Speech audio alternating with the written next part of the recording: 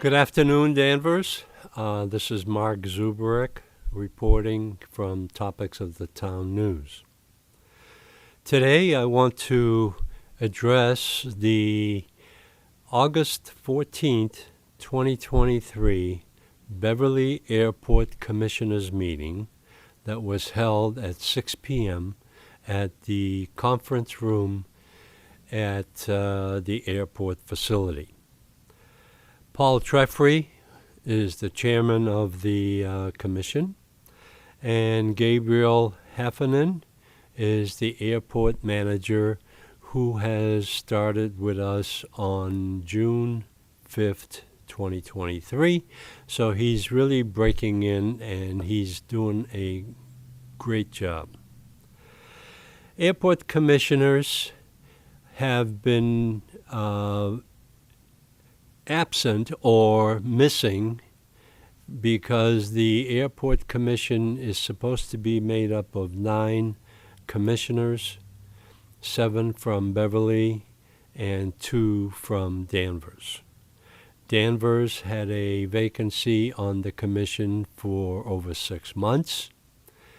And finally, and this is in addition to this particular report, on Tuesday, August 15th, Board of Selectmen finally, after 2 months, have made their selection of appointing or recommending to the Beverly City Council appointment of William Kosawan as the second commissioner from Danvers to represent the values and issues from Danvers. So welcome on board, Mr. Kosawan.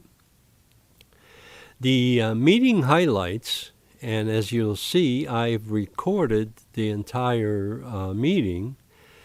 However, what I like to do is give you the highlights, and then you can watch the detailed information that I have been recording. The highlight of the meeting from the beginning has been that the airport, again, is expanding. There are no issues other than the past issues that have been identified to the Board of Commissioners. The master plan is an issue. The noise became an issue when the residents presented their concerns without real resolutions from the commission. Danvers went so far as to raise the Danvers Board of Selectmen. No response from the Board of Selectmen or the commission to the Danvers residents. I think they've heard the issues, but they haven't really addressed them because I don't know if they really care. So, the biggest issue that popped up on the agenda, and you'll see that later on, is Peter Eckley from the Flight Level Aviation, he's the operations manager, proposed 2 hangars on the west side of the airport, which is on the 170 acres that are located in the town of Danvers. The hangars themselves have been an issue for the last 3-4 years because what they originally wanted to do was to locate them back into the wetlands of the west side of the airport, closer and closer to the residential area on Old Burley Street. So, the new proposal is that they will move the hangars closer to the airfield, out of the conservation zone, and they'll still have a dramatic impact on the residents that are abutting the airport property itself, the wetlands. So we need to determine what is best for Danvers and identify the issues to the Airport Commission, because they will go forward and just allow the developer to put up these two hangars. And hangars are not very short. They are probably 25 to 30 feet high, maybe more, and they have 20,000 square feet of area to park the jets and the puddle jumpers, as I call them, the smaller planes, prop planes. So we need to address this issue, and what I intend to do is address the issue with the Conservation Commission and the Airport Commission, because we need assistance to preserve our quality of life, at least for the 2 or 3 residents that are abutting the west side of the airport. So that was one.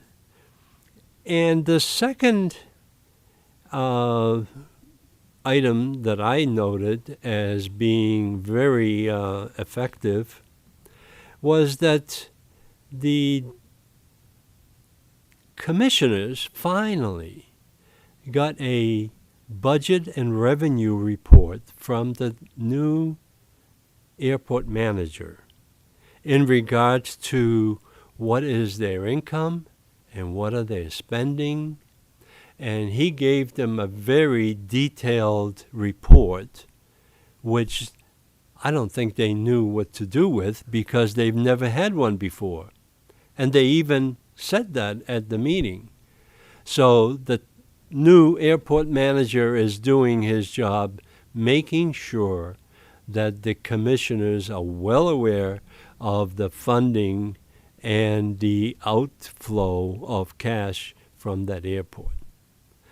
The next item that you'll see in the report, in the film, is that they are hesitant in addressing the issue of the low fuel costs that are available at Beverly Airport, and they are afraid of raising the landing fees for the airplanes that are coming in and out of the airport in Beverly. So that's 2 issues that I think are going to erupt in the very near future, because that is one way of controlling the jets that are coming in and out of Beverly, flying over my house on Route 62 down towards Middleton, and also controlling the number of landings and takeoffs, because if it starts costing the individuals and the schools additional costs, they will cut back on the touch-and-go landings. But the biggest problem right now is the jet traffic.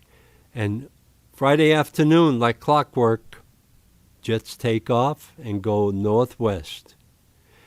On Sunday afternoon, Sunday evening, they come back and they start landing into the Beverly Airport, which is convenient, but the landing fees at Beverly Airport, and we will get into the details of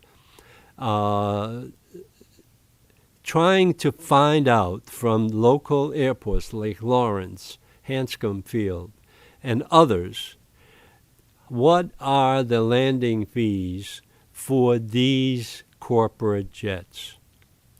Because I have been advised that if they had to go to Logan, they would have to pay a $4,000 to $5,000 landing fee for those jets. And in Beverly, I don't think they pay anything, maybe $30, $40. So no wonder they're all hanging out here in Beverly. So, but that I wanted to do is make sure that you understand what this film is all about. And it's a report, basically a straight cut. I don't change the voices or cut out sections. I try to give you a summary at this introduction and then a detailed film if you care to watch it. And it is boring, but it is there. So we're the only ones that are filming the Beverly Airport Commission meetings, and we want to share them with the residents of Danvers, specifically the abutters of Old Burley and Burley Street. So hang on and watch the film. It'll be right from the beginning. It's a couple of hours, but you need to understand what's coming up. Thank you very much, and enjoy the meeting that we all sat through. Thank you. Let's call the meeting of the Airport Commission for August. We'll start with the Pledge of Allegiance. No, it's over here. Thank you. I pledge allegiance to the flag of the United States of America and to the republic for which it stands, one nation, under God, indivisible, with liberty and justice for all.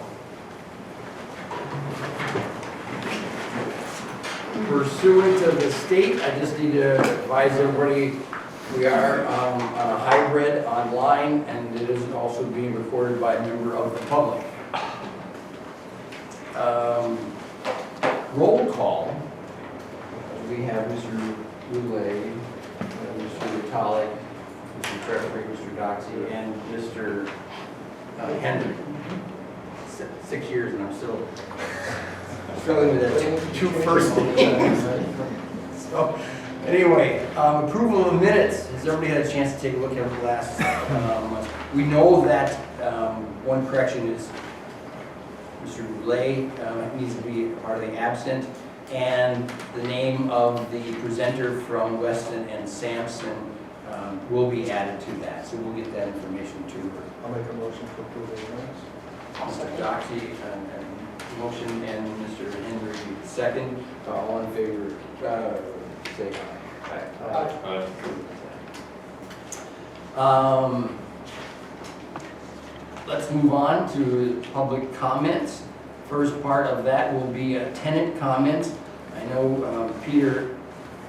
Ikley. Ikley, thank you so Gosh, much. my wife still gets the spelling wrong. Please come forward and make your presentation conversation right there. Over here? Best, Okay. so we get you on our hybrid camera.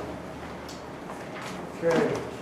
Just state your name and Yeah. actually the business would be. Yes, for the record, Peter Ikley, I'm the CEO of Flight Level Aviation, and I'm here tonight primarily to introduce a vision for a new hangar that we want to build 100% obviously at our expense.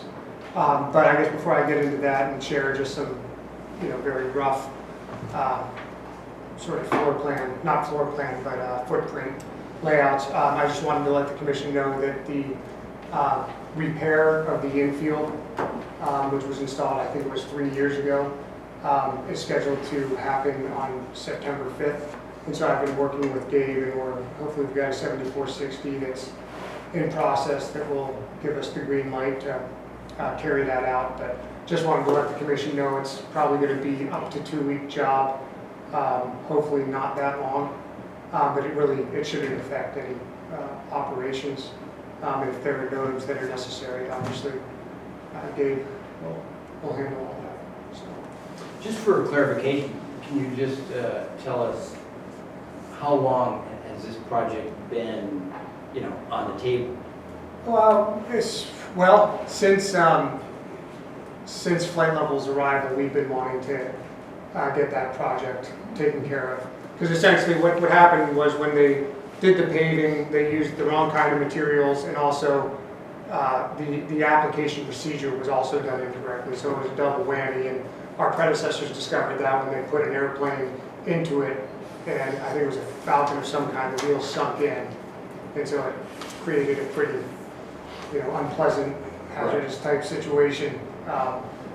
In fairness to the contractors who did the work, they all, owned up to it and are going to make it right at their expense. But there was some challenge. We wanted to get this done last year during the paving season, but there were just some challenges. I don't know if it was FAA or airport management related, getting the 7460 to allow us to proceed. But Is this just a parking area for aircraft? that's all it is. And how many aircraft does it hold? Well, Will it hold once the repair is? So right now there's a big Falcon jet on it. I can't remember. Is it a 9X? Is Travis here? 7X. 7X. So it's one of the bigger Falcons. You could probably get 2 of those plus another light jet or 2, or you could probably have half a dozen light jets on it, or a dozen single engine pistons. But primarily we use it for jet overflow because that's what takes up most space. Well, thank you. Yeah, so hopefully we get that wrapped up once and for all. And then really as far as the introduction of this concept for hangar build, we're in the infancy stages. We wanted to introduce the concept to the commission and sort of show you what we had in mind. Our predecessor, I'm not sure if they ever got before the commission, but they were going to do 2 smaller hangars, and we are at least starting with 1 larger hangar. I think they wanted to do 2 12s, and this is a slightly over 20,000 square foot. Peter, if I can just jump in Sure. for the more newer commissioners, that project did come before us. It did. And they were moving, and I know they were working with the town of Danvers, the environmental commission, and then it just kind of fell to the wayside. Mhm. And we never were given any kind of explanation of what the situation was, but you're now back resurrecting the similar footprint, It's- similar location of where. Yes, Right. yes. And I think the issue was primarily funding. We won't have that issue. I think that's part of the impetus for us starting the talks to do the acquisition in the first place, along with several other elements as well. And so they had secured through an addendum to their existing lease and operating rights agreement, I believe it was a 17,000 square foot parcel, and I don't have that lease map right here because I think they were just going to do the 12,000 square foot hangar first and then do the second later. And we're proposing a slightly over 20,000 square foot, 135 by 150 hangar on that leasehold. But in order to do it, we would have to add new ramp space off of taxiway Bravo, which parallels runway 16. And so we would need to get additional leasehold added to that parcel effectively in order to carry out the construction. So I think that was the, I don't know if it requires a motion or it's just something for you guys to think about it at this stage, but Are you going to do this before taxiway Bravo movement, or just as soon as you can and deal with taxiways later? I think as soon as we can and deal with the taxiways later. One change we did make to the prior plan was that I think our predecessor was looking to a variance on the wetland setback, and we're not going to be doing that because as I understand it from them, seemed like a real uphill battle that even if it was approved was probably going to delay, maybe the project by a year or more. So from my understanding, the back end of the building is not going to be within a zone of Correct. concern from the wetlands. I forget if it's So a, the building is forward towards the airfield versus Correct. towards the wetlands. Correct. So we put it right inside that setback requirement so that it's totally kosher. So where is this exactly located? Okay, so, And through the commissioner, and if you're okay with it, Absolutely. Peter, I can follow up tomorrow and send you, Peter sent me a electronic copy of this, so I can follow up and forward that all to you guys as well. It's a really well done drawing. It shows the wetlands, the footprint of the proposed building as well.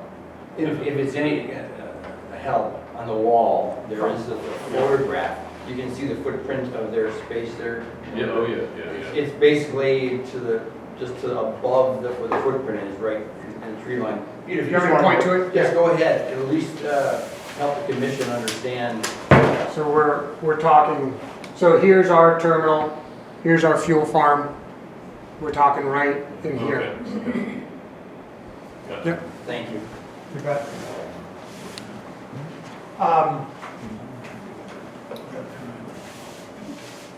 So yeah, so we'd like to get it done, you know, as soon as possible because we've got the demand. Verbally, we've got this thing subscribed already. So, you know, What does it take between you and Dave and the commission in order to move this forward? What are the next steps for you? well, I think we would basically just have to go through the process of drawing up another addendum to our lease to encompass the land we need under, you know, our leasehold, such that it's our property to build upon. And that document would then come to the commission for a vote of approval. Correct. Correct. And I assume ASG is going to be part of this Yeah, conversation. I sent this drawing to Craig, he has it. Craig, you didn't see any issue with it? Now, as far as spacing, you know, with FAA criteria, you're outside the atmosphere, that's what you're The last thing that ASG would need in that assessment is proposed building height to make sure that we're not, to see how it plays into air spacing and what we'll need 7460s for Right. that as well. So that's kind of the missing piece from ASG's perspective. But yeah, next steps will just be getting an addendum for the lease and getting that footprint all leased out to flight level. And that document will then come before the commission and then go on to city council for Right. normal lease approval. So the city solicitor's office and the city council will get involved with their portion. And everything looks good to you, Gabe, right now, both of you talking? Yes, I've been very pleased with flight level and Peter's work on this and he's been very attentive to the wetlands and those the environmental issues that compose in that proximity. So I don't see any issue with it at this point. I think it's a really exciting development for the airport. Yeah, and it's the kind of thing once, you know, when we're underway with this, and even leading up to the process of actually, you know, breaking ground, we'll provide, you know, monthly updates. We have a construction manager in-house who has handled all of our hangar developments. His name's Bob Lawrence, but he's great with all the communication and getting permits and dealing with the conservation commissions and all the authorities that are involved. Can you give us some idea of how many aircraft you plan on putting in the building? Sure.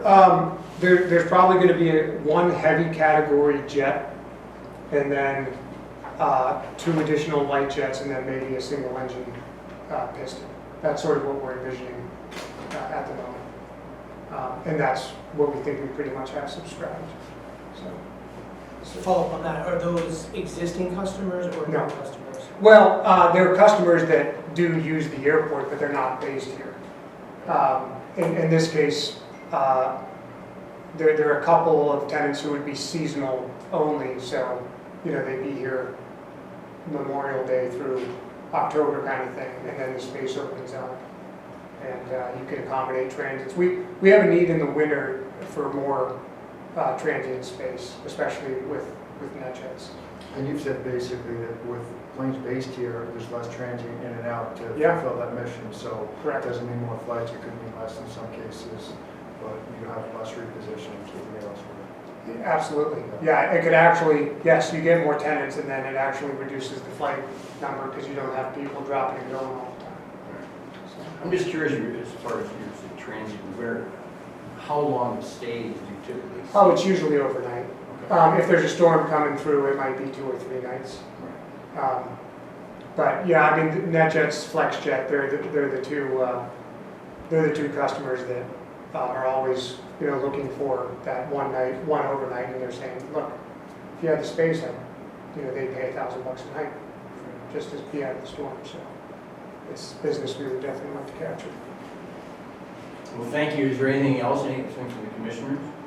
Is this something that would be presented, like this document, the lease would be presented next month kind of thing? Or are we, to us, so we can approve and then it can go to the city? I think or- it could be. That'll, I think, mostly depend on conversations that Peter and myself have and where we are at that time with the lease agreement. I think it's going to be a relatively simple addendum, so very well could be presented to you guys next meeting. And you do currently have a lease for the footprint right now? We have a lease, again, don't hold me to this number, but we have a lease for about 60% of the footprint that we would need. Okay. It is about 17,000. I'm just curious, was that in addition to your predecessors, just the footprint that they had? I know they came for us, I believe, and asked for a footprint, you know, an addendum. Is that what it is? We were working, the 60% you have is from that. Yes. It came forward to us 4 or 5 years ago. Yes. Right, okay. Yeah. Okay. Yeah, what we already have is 60% of what we need. Well, it may be 64% or 55%. Okay. Well, good, we'll look forward to the next couple of months and Likewise. we'll see how it goes. All right. Thank Thanks you, very Peter. much. Thank Appreciate you it. so much. You bet. The next portion of the public comments is for the general public. Anybody who wants to have 3 minutes before the commission. We have a maximum of 15 minutes, so we have 5 individuals. Mr. Zubrick, I know you approached me. You want to come forward and read this document or a letter to the commission? Yes, I do. If anybody else is interested.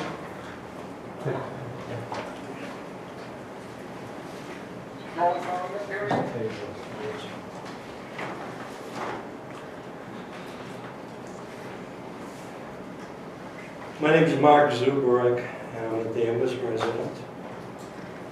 And I would like to just present to you my thoughts of what has transpired over the last 3 years, basically. This is a Danvers resident's message to the Beverly Airport Commission. This commission has been disappointing, and I know that we have new members, but this commission itself is disappointing to the residents in all the adjoining communities. The attitude and response to the issues raised at the meetings during the last 3 years has been deaf to our concerns. Some of the most urgent issues were and are. Number 1, the leadership response to the noise has turned out to be a time for placating the voices from the affected communities. The previous airport manager was more interested in building an empire than self-promotion. Concerned residents were ignored during and after the proposed master plan was filed. The master plan initiated many community concerns regarding noise and the size of aircraft being used or permitted at the airport. The lengthening of the runways drove those concerns. To date, there is no proposal to remedy the situation. We continue with the master plan. The noise became an issue when residents presented their concerns without real solutions from the commission. Danvers went so far as to raise to the Danvers Board of Selectmen. No response from the select board because they really can't do much, or the commission, who has the authority and the ability to remedy the situation. One commissioner tried to work with the neighbors to address the noise issue over Danvers, but he, as many of your board, he resigned. The neighborhood association got frustrated and failed to get message to the commission. They were not even considered in this important work and voiced that they can provide. The neighbors deserve to be heard and considered. The good neighbor policy, or the noise policy that has been languishing without action by the commission. When will this commission listen to the affected residents of Danvers, Wenham, and even in Beverly? Many other issues have been brought to the commission without resolution, such as the environmental impact study, leaded fuel, air emissions, noise emissions, groundwater contamination, and the size of jets and their own noise that has increased dramatically over the last year at least. The primary objective of this board is expansion and leasing of the currently owned airport land. The recent letter by the FAA disclosed that business of leasing property and collecting payments is a concern to the FAA, and the public is also concerned about the business practices and the proper procedures for the land. No public disclosures as to what the response will be by the city of Beverly. We haven't heard. Why are the fuel and landing fees so low? Would it be wise to determine the proper fees and taxes being charged by the region? Why are the taxes collected on the fuel not disclosed? And who reaps the benefits? Who reaps the benefits of fuel and real estate tax collections for the facilities at the airport? What are the assessments for each community?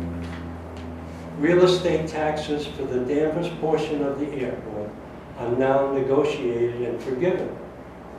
These taxes must be collected for the benefit of Danvers due to the impact of our quality of life and all the issues identified above.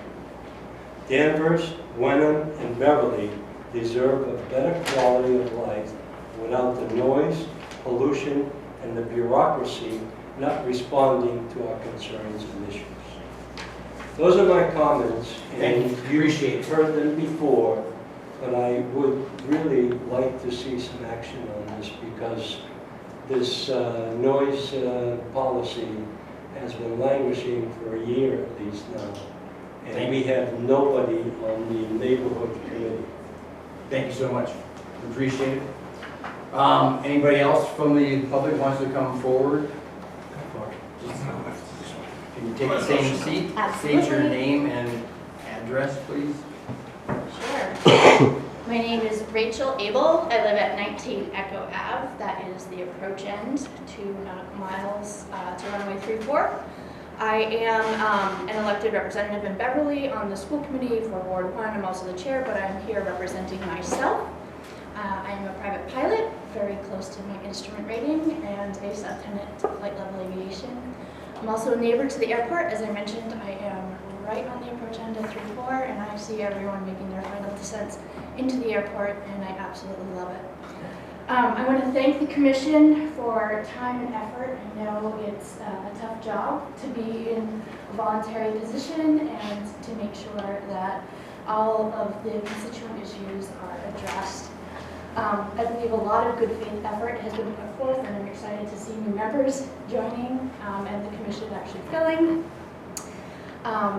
As a user of the airport and a neighbor, I think safety is ultimately everyone's goal, and I do believe a lot of thought has been put into good neighbor policies, general operation of the airport.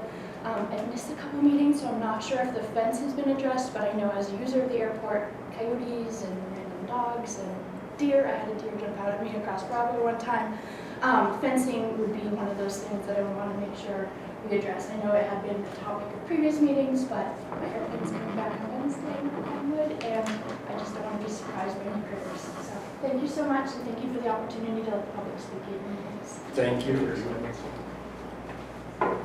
Anybody else wish to come forward and address?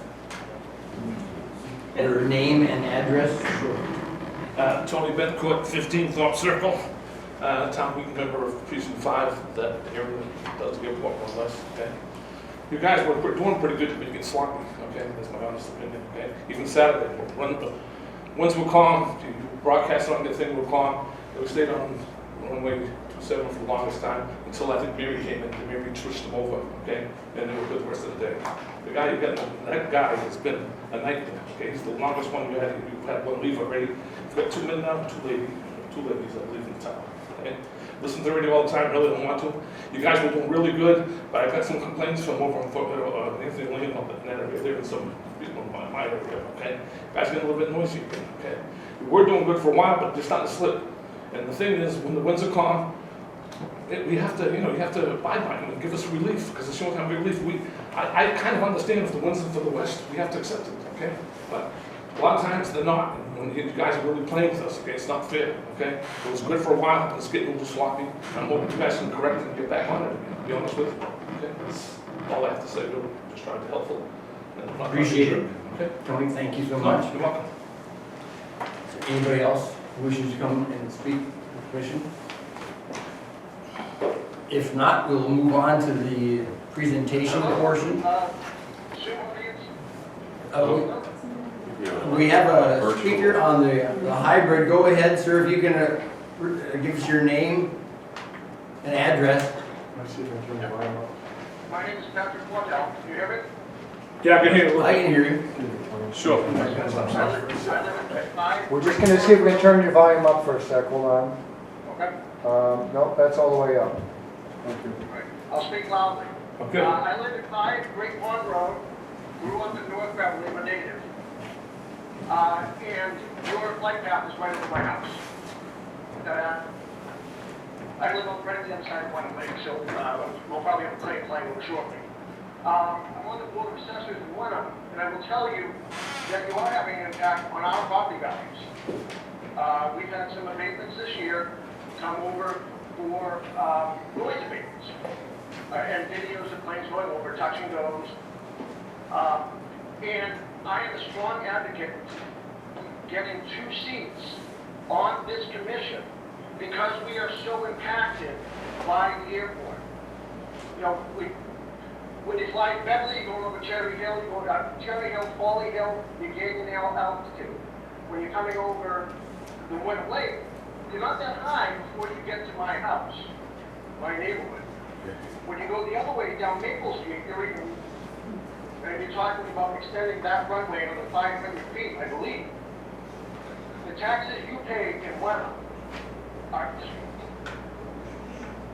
we need boys like Danvers to talk about the issues that impact us. And it's mostly just the noise.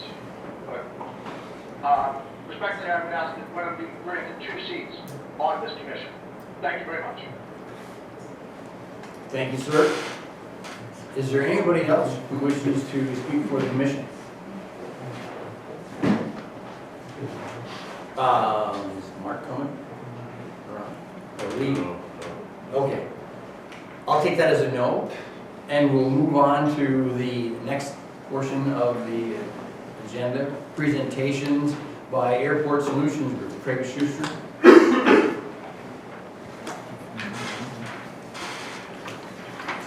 Mr. Chairman, Craig Schuster with Airport Solutions Group. Before we get into my report, I just a couple things based off Peter's presentation. If I'll offer ASG Services to preliminary look at airspace. If Peter provides the information I need, we can look at that for you, Peter. Although you still got fellow 746, but at least we can give you an idea and make sure you might be in the ballpark. The other thing, I don't know who we're using for the designer, but when you tie that apron into the edge of a taxiway, that interrupts the spacing of the lights. So as you're designing it, I would like to take a look at that, because FAA is very specific how you're supposed to deal with that, besides just telling you that's okay. Right? Yeah, okay. So, it's just whatever, yeah. Some planes have, airports have removed lights and they're just the blue cones, like in JFK. Is that something, it depends on the airport? How do you? Well, yeah, so those are retroreflective edge markers. Now, on his apron coming out, he has a little stub coming out, he can put those on, like when it's the taxiway Bravo edge lights, right, they're already spaced a certain distance. When you put a stub taxiway in there, you have to respace the lights on the other side. Because if it's a big blank spot in aircraft, you could just go right into the grass. So there's a certain way you got to space the lights. That's all stuff like that a little bit. So, okay. All right. So the aeronautical study. So as reported last month, the FAA grant was offered, and waiting for the city to execute the signatures. I think you're going to probably report on that after. Yes, it Okay. is executed. Okay, great. By the city. Right. Yes. And so we are preparing the contracts between ASG and the city, which I sent to Gabe today, for us to start doing the work. So pretty soon here, you're not going to see anything out here because it's all, just flying to do the airspace study. So we're going to be starting for another month or so while the leaves are on, which is important. How long do you think the study will take? Probably a year, maybe.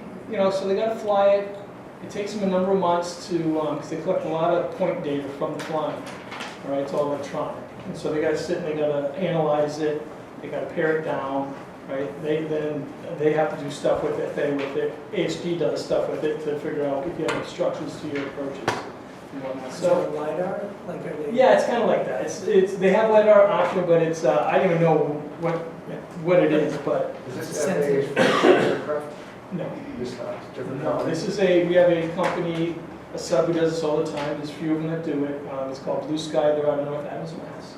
And basically, they have $1 million camera in their airplane. They fly 7,000 feet up. They map it out. They roll the runway ends, and then it gets a lot of data. It's not necessarily LiDAR. They do have that, but they get a lot of data points from that, and then they got to pare them down. I mean, you're talking about tens of thousands of points. So it takes time to pare all that down for something manageable for us to use and them to use and FAA to use. So, This study, taking a full year, which is amazing, or a portion thereof, is for the reconstruction of the main runway.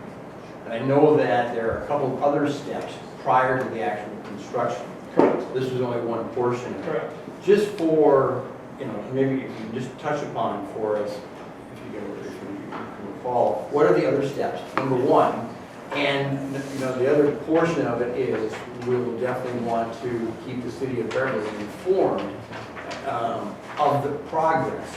And even we're definitely going to have a CIP, capital improvement plan, meeting in early October, I believe, which this will be discussed. But the city of Beverly wants to keep abreast of where we are in the timeline.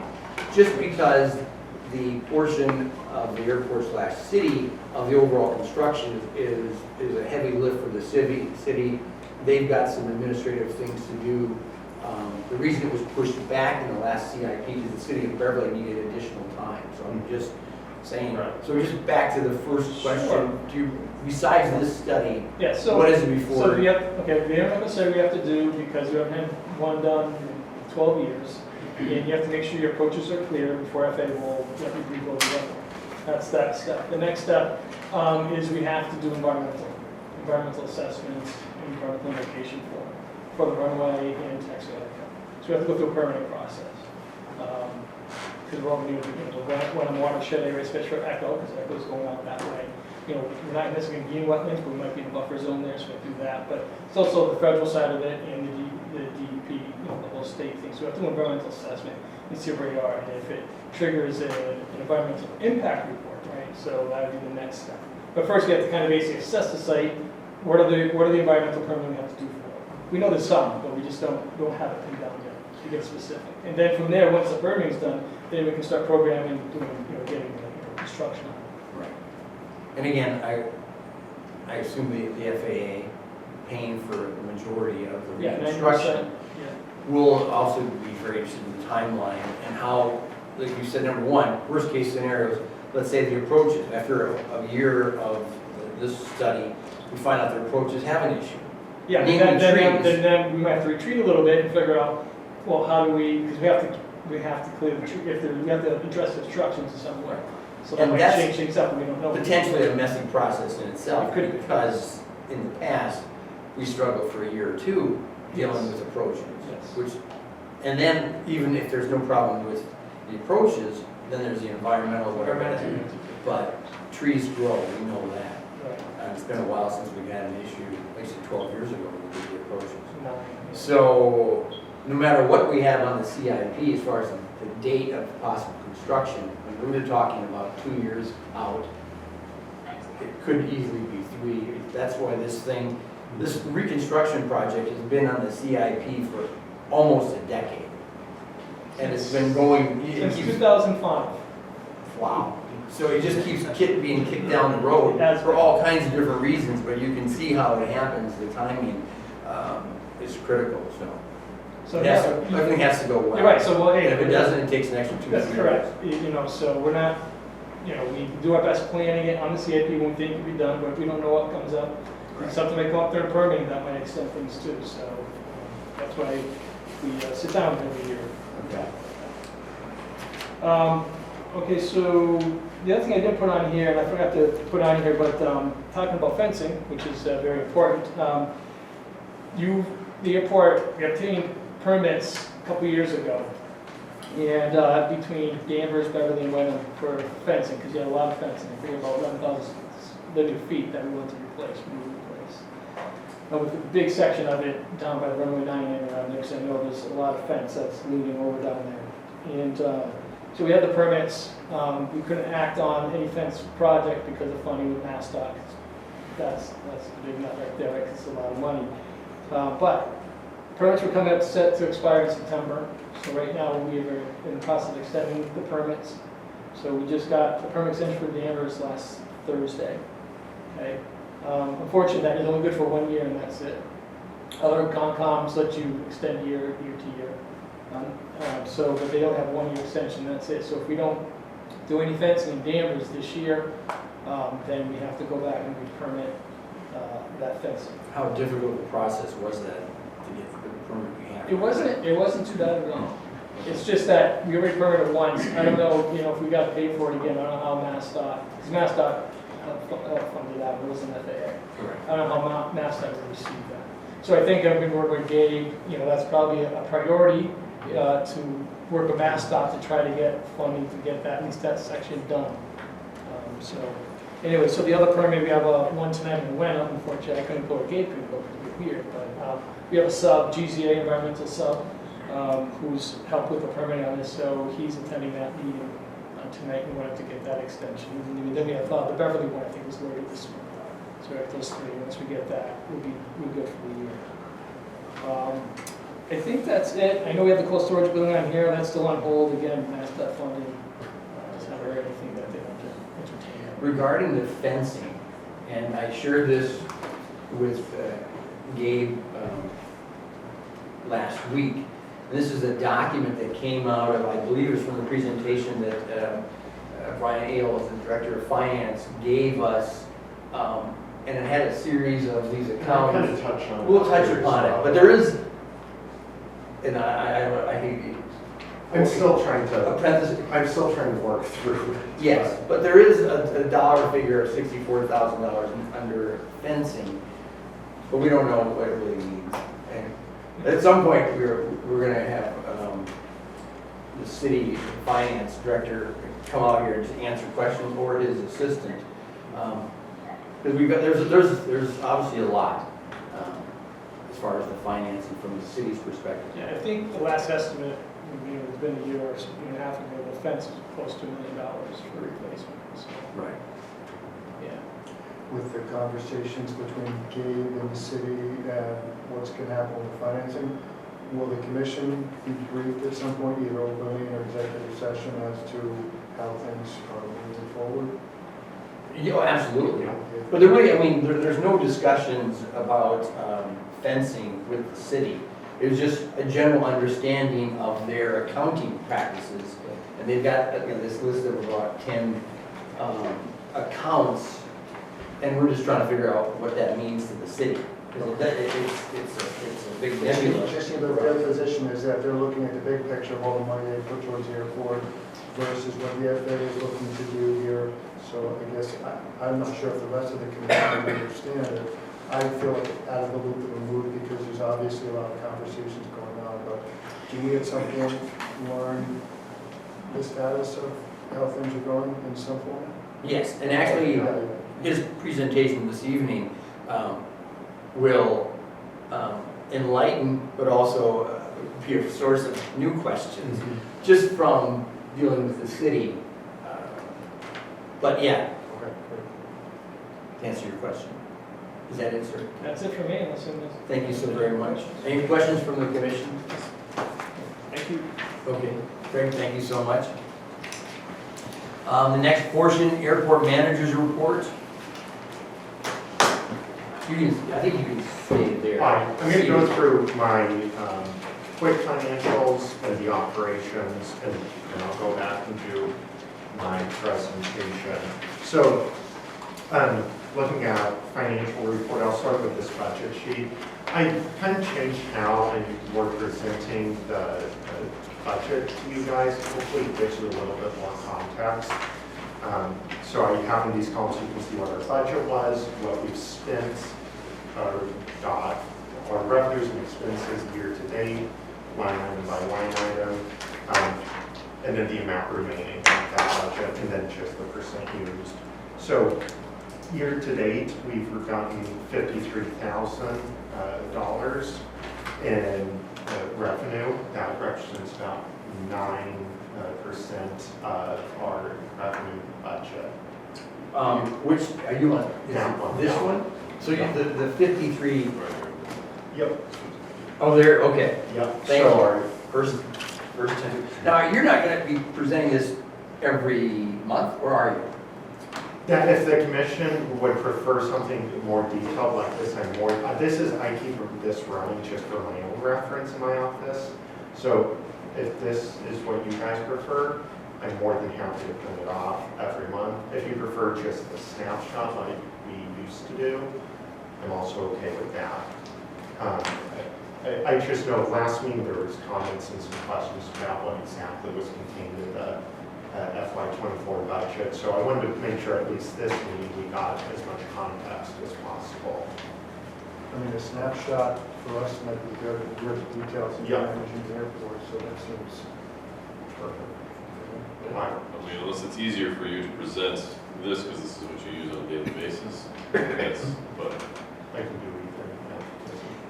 You know, we can discuss this. I mean, you know, I don't have a problem with it. My own feeling is, now I'm just jumping ahead a little bit, but Yeah. just saying the same context. We've revamped the fuel flowage fees and the monthly operations and landing fees, so it shows the entire year. Because in the past 8 years, it was always just, last month we had, 5,000 operations. And it didn't really, Right. how were we last year, or what's been going on for the last 5 months. So, and I think this is a wonderful addition, just that. But as far as all of 3 pages of the budget items, I know the last portion of the last, run that we've been getting for the same document for 7 years, it had, it was a lot to look at. Okay. I'm just speaking for myself, but at some point it becomes, too much. I wouldn't mind possibly, and this is just a suggestion, and anybody can please jump in, maybe on a quarterly basis. You go through and just say, okay, here's where we're at. I think monthly, going through all of this and then trying to capture something that, it might be overkill. That's my perspective. Please, I want somebody else to jump in. I think that's a good suggestion, and again, I think I was one of the ones who was asking. I think more the deep dive, I guess, all cards on the table. I was surprised that this spring, the commission was never told Right. who was submitting the budget to the city council on our behalf and what was contained in that budget. I mean, I had last year, so, you know, roughly Right. speaking, you know what it's going to look like. But, so it was more, for me, I like the deep dive when it's appropriate, because we're going to be submitting something to council, and then, as Paul says, maybe every quarter, Of we're kind course. of getting that deep dive, and in between, we're just, you know, things are on track. Great. Something to that effect. Just to touch upon that, this is the second year now where the city just did the budget. And ultimately, the budget, I believe, you know, is like an overall 4% increase over last year, and not, you know, and again, if the budget director was here, the finance director, you know, they're required, the city of Beverly, and I believe every municipality, is required to have a balanced budget on paper when they, and they basically are trying to match our expenses, our projected expenses with the previous years. So in a couple of occasions, they played around with some individual accounts. And that's, we can discuss that, you know, if need be. But I just think a quarterly.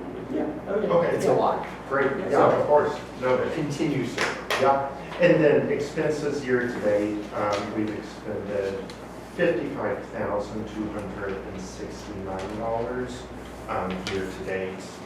That puts us at about 11.5% of our budgeted expenses. Of our budget operational expenses year to date, as far as that goes. And then looking at our monthly fees and operations, in the month of July, fuel flowage fees, we received $7,776.10 in fuel flowage fees. Compared to last July, that is a decrease of about $1,300. At this, we are under what we were at this time last year by $2,459.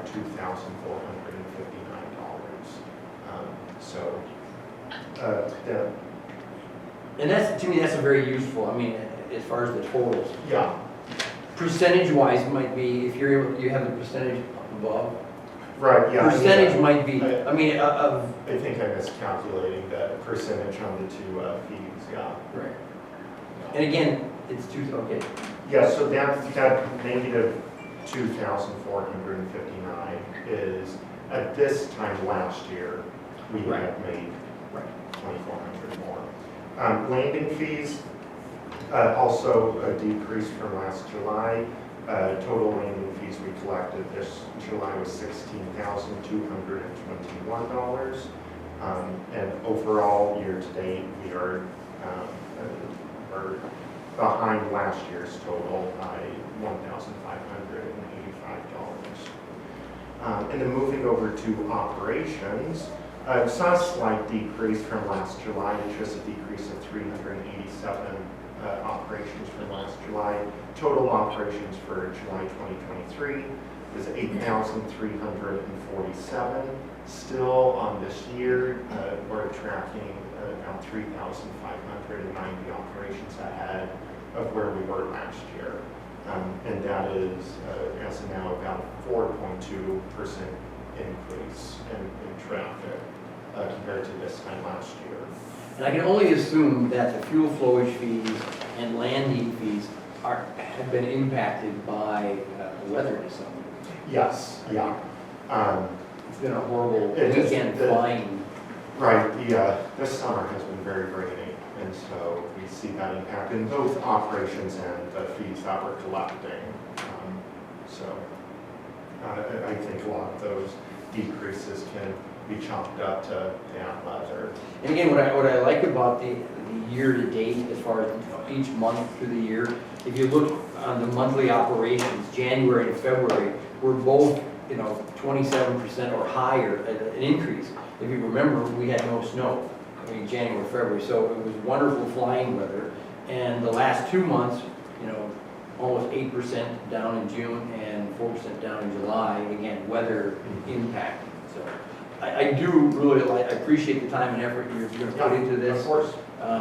It's so much more informative than what we had for the previous 8 years ago. So, and then real quick before I hop up to the podium, I wanted to update you guys on the engineering and planning services. We're due for a new contract with an engineering and planning firm. So an RFQ went out. The firms are supposed to send in their proposals. The deadline is August 25th. So what that entails is we have to look at engineering and planning services separately. So I've gotten lots of interest across the board from firms who I expect will be sending in proposals or their qualifications. It's not proposals. What they send in is they tell us why they would be best fit for Beverly Airport to do our planning and engineering for airport projects for the next 5 years. So we look at the size of the firm, other projects they've been involved with. They will also submit references for other airports that have used their services for the commission to contact and kind of like a job interview. So those are due August 25th. So I believe, Mr. Chair, will you be wanting to form a subcommittee to look to take care of parsing through all those qualifications we receive? Yes. Okay. I'm not sure how many commissioners we need. 4, I would assume. I can't believe it would be a quorum, because it would be a subcommittee. Right. But it'll basically be a temporary subcommittee to review. So far, we have about a dozen responses. Yeah, I've gotten lots of responses. And actually, in our files from 6 years ago when we did this, we had a dozen responses as well. I was not part of the subcommittee, but we have detailed information, lots of examples of what the committee needs to do and what criteria we'll be looking at. This information is not based on finances, it's strictly performance and what they can bring to the table. Yeah, and then once the subcommittee makes a recommendation, a selection, then that's when we'll start the contract negotiations and conversations, and they'll start looking at what rate or what they'll charge us. But we want to make sure that we pick the most qualified, the best qualified for our airport. So soon after, well, maybe during the remainder of this month, I'll solicit some volunteers based upon time commitments. I'm not sure how many meetings we may have to have. It will be an executive session, just like job search subcommittee was. So anyway, that's coming up over the next 6 to 8 weeks. Coming up with subcommittee analyzing the submittals. Question about that. Yes. So basically we have 12 or so applicants, and then the subcommittee's going to weed through what to get to the best of the top 3. Is that, and then from there we personally interview Good question. each one, so we can have a face-to-face. I- We know Craig, and we have a Correct. rapport with him. It's like I'd like to see the people that we're going to be dealing with before. There is very good, and I don't know what it is, I don't know, Gabe may have looked at it, but there's wonderful examples online of many airports. And we've actually reached out to a couple of our sister airports in Massachusetts who've gone through this recently and, what did you guys do? And I should probably, and we'll just probably do something. But I haven't heard the details, that's the first, like the job interview process, we weeded out, subcommittee weeded out, and then it was turned over. But I would believe, it won't involve the entire commission, it will stay within the subcommittee. Okay. But how we get down from 12 to 1 is open for conversation. Gotcha. Okay. But I'm curious to learn what some of the best practices are, and we'll share that with the commission and also with the subcommittee once it's formed. Any more on that before I No? take more of your time with Send quick us the presentation? check here for I know, it's quite nice.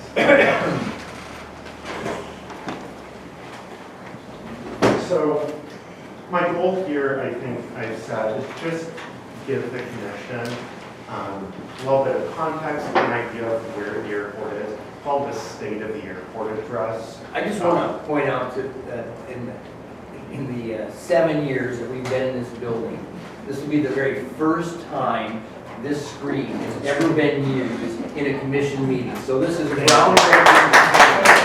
We are flying into the 21st It's century. going to be like, a State of the Airport Address, like State of the Union, without all the standing ovations. If you want to do standing ovation, I won't stop you. One other tidbit, and I don't think you were here in March of 18, were you? No, Peter. I will say, Ray, Peter Gentili has stepped down after 7 years on the commission. We are working with the city to quickly fill the position.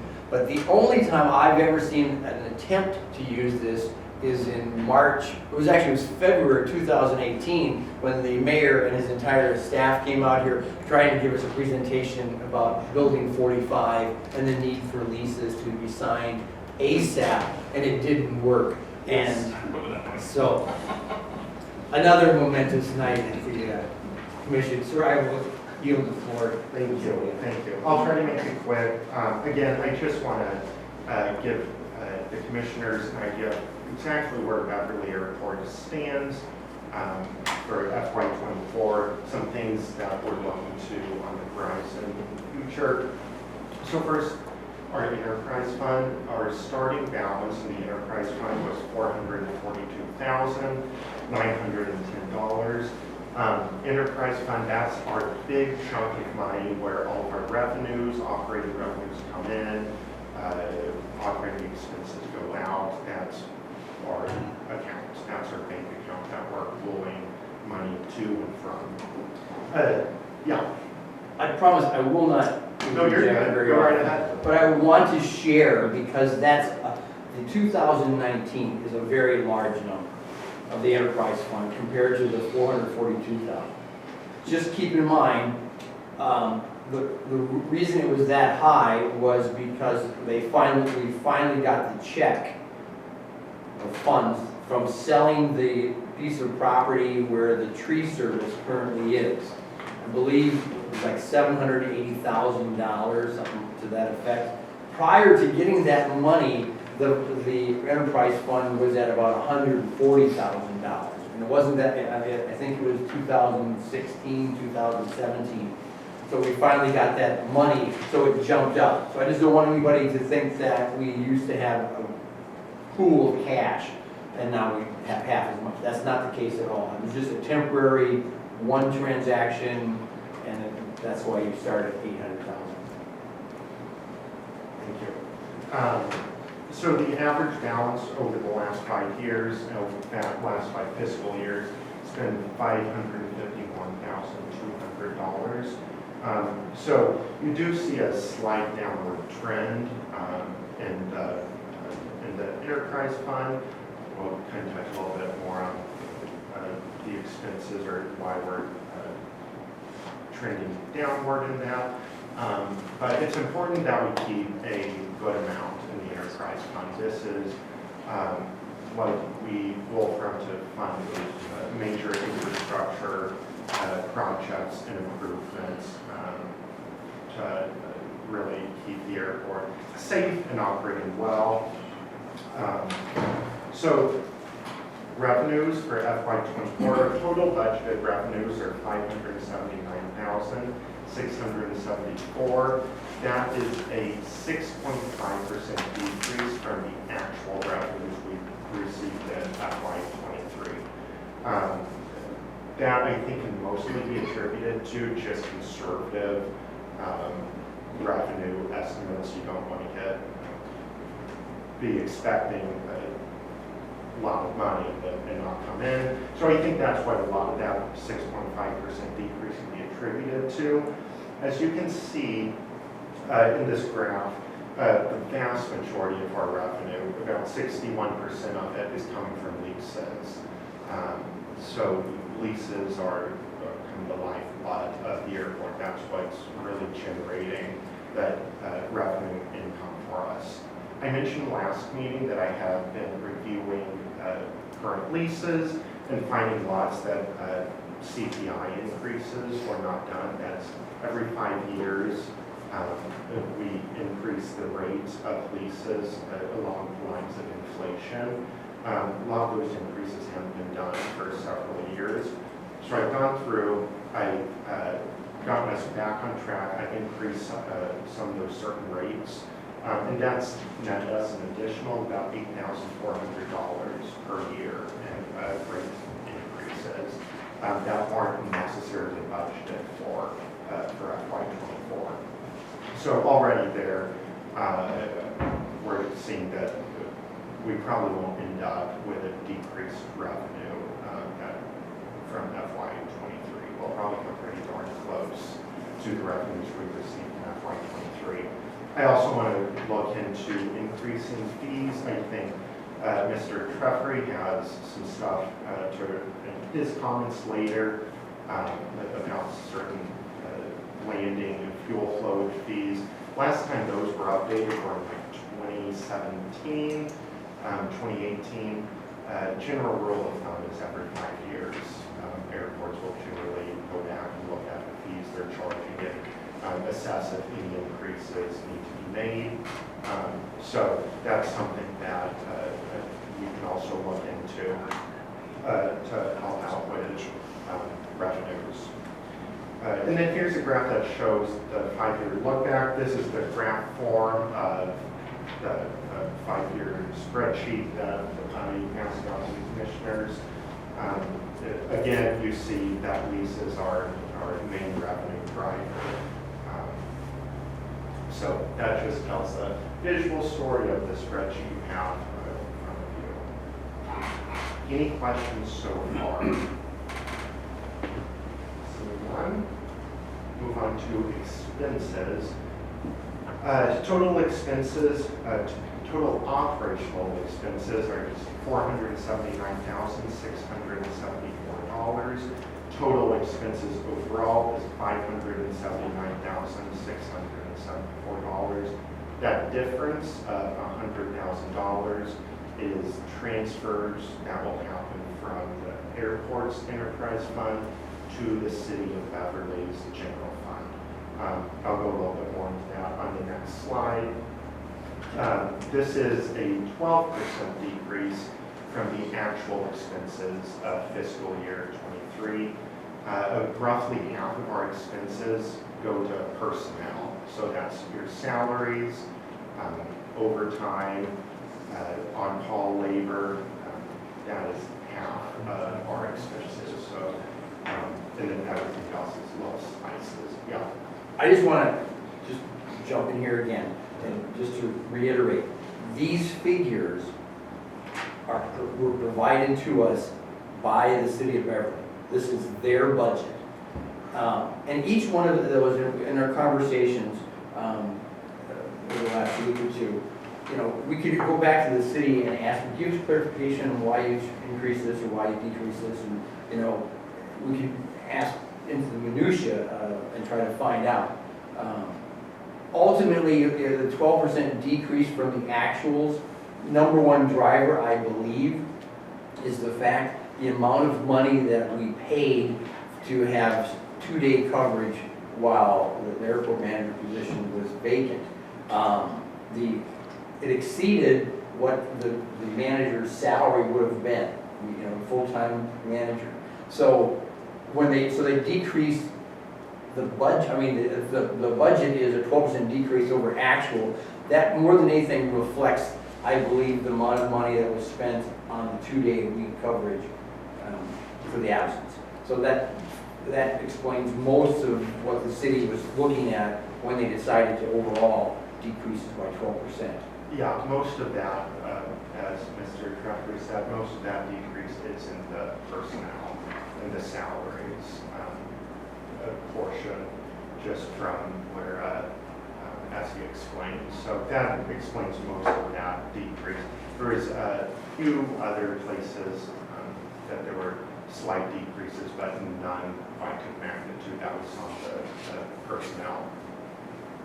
And so transfers, again, in the FY24 budget, $100,000 is currently budgeted to be transferred from our enterprise fund to the City of Beverly General Fund.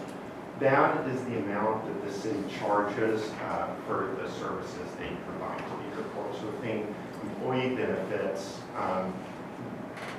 allowing us to use their financial staff, or giving us HR support, just our fee that we have to pay to the City of Beverly for their services.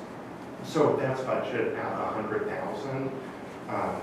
And then some years, and we'll probably end up seeing some for this year as well. Currently, there's zero budgeted for it, but there's also a capital projects transfer. So the capital projects fund is used to fund large airport projects. Large projects such as the reconstruction of the runway or in-frame projects.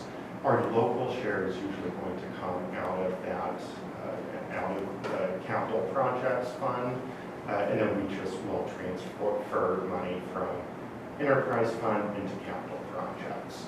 Currently, that's budgeted at 0%. Since we have this aeronautical study, I suspect that we'll see the amendments get made to show our share with 16,400 going into capital projects. Yeah.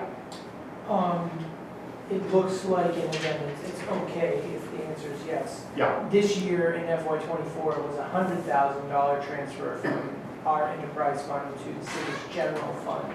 In years past, that number was 50. Correct. So yeah, and that's something it had been static for some time, so they probably... Right, and that's something I plan to schedule a meeting with the finance director, just so I can get a better grasp of what was behind that. Yeah. If I can just, I mean, all of you received this electronically. I think I might even print it off the night Mr. Ailes came out. I'm not sure. This is a 5-year look. One thing that is interesting, the $100,000, I'm curious to hear what the city is going to say, whether they give us the complete detailed information, because I don't know. Their philosophy may have changed. In current conversations with FAA and how the city is looking at those negotiations and the back rent.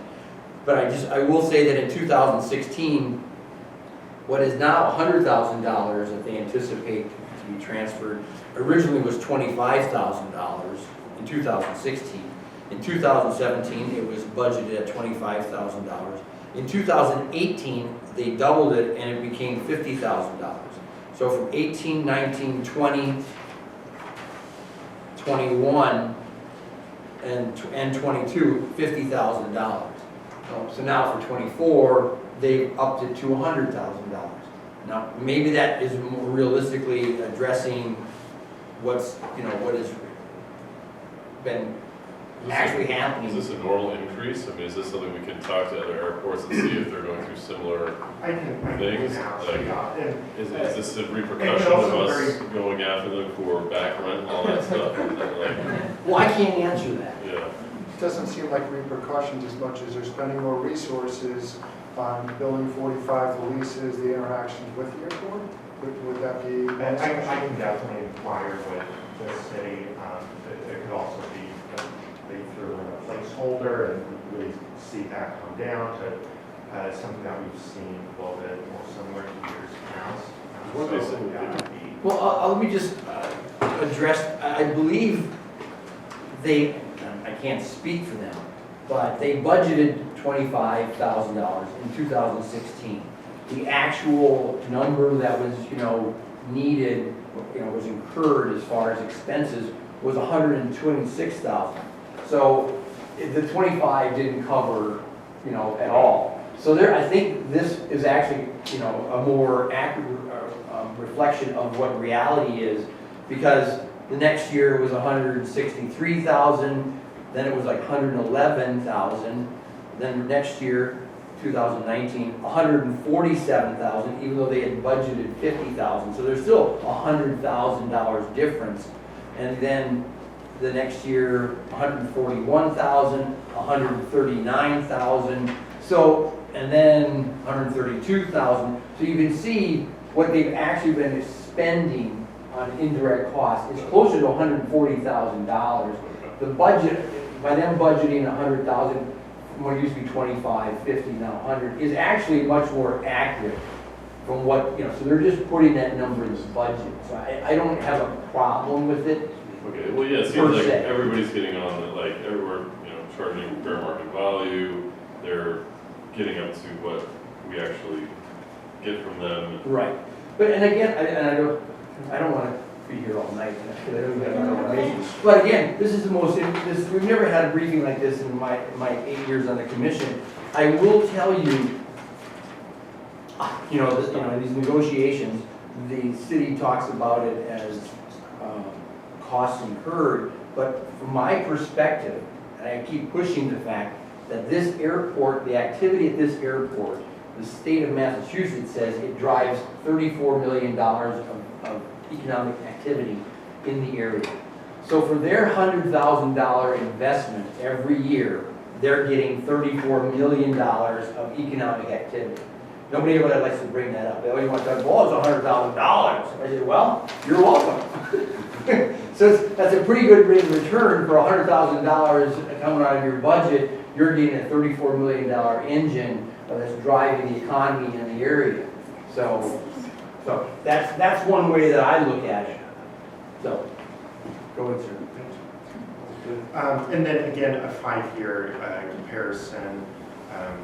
You see this discussion that most of that decrease from FY23 to now is in that personnel, that bottom part of those columns. It's also worth noting that operationally, the airport operates in the black. We make money. It's then once those transfers go to the city, that's when stuff starts, when we drop into the red and we see those decreases in our general fund. Granted, what we're transferring, the funds we're transferring have great value to us, or either going to major projects to keep the airport up to date on the latest and greatest infrastructure and safety, and then also keeping us in the fold with the city and those benefits and services that they provide. Also want to touch on other funds. So the enterprise fund is our main one.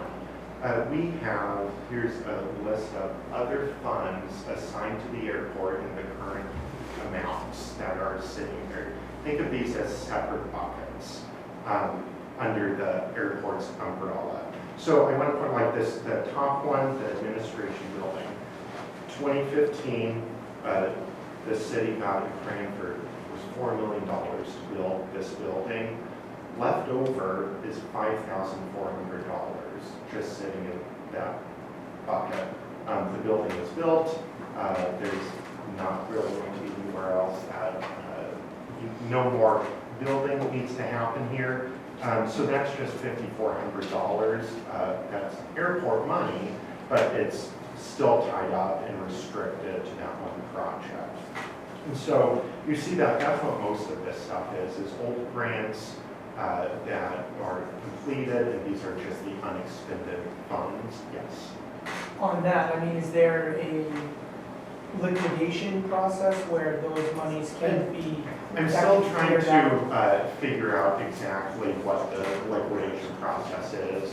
I'm still work in progress of figuring out how to capture those monies and get them back into the enterprise If they were to be cleared, what is your understanding of what bucket they would return to? They would return to the enterprise I would fund? assume they go to the enterprise fund, because more likely than not, this money originally came from the enterprise funds. Right. To go to these projects. It Right. wasn't touched, wasn't used, so I would envision it just going right back to the enterprise fund.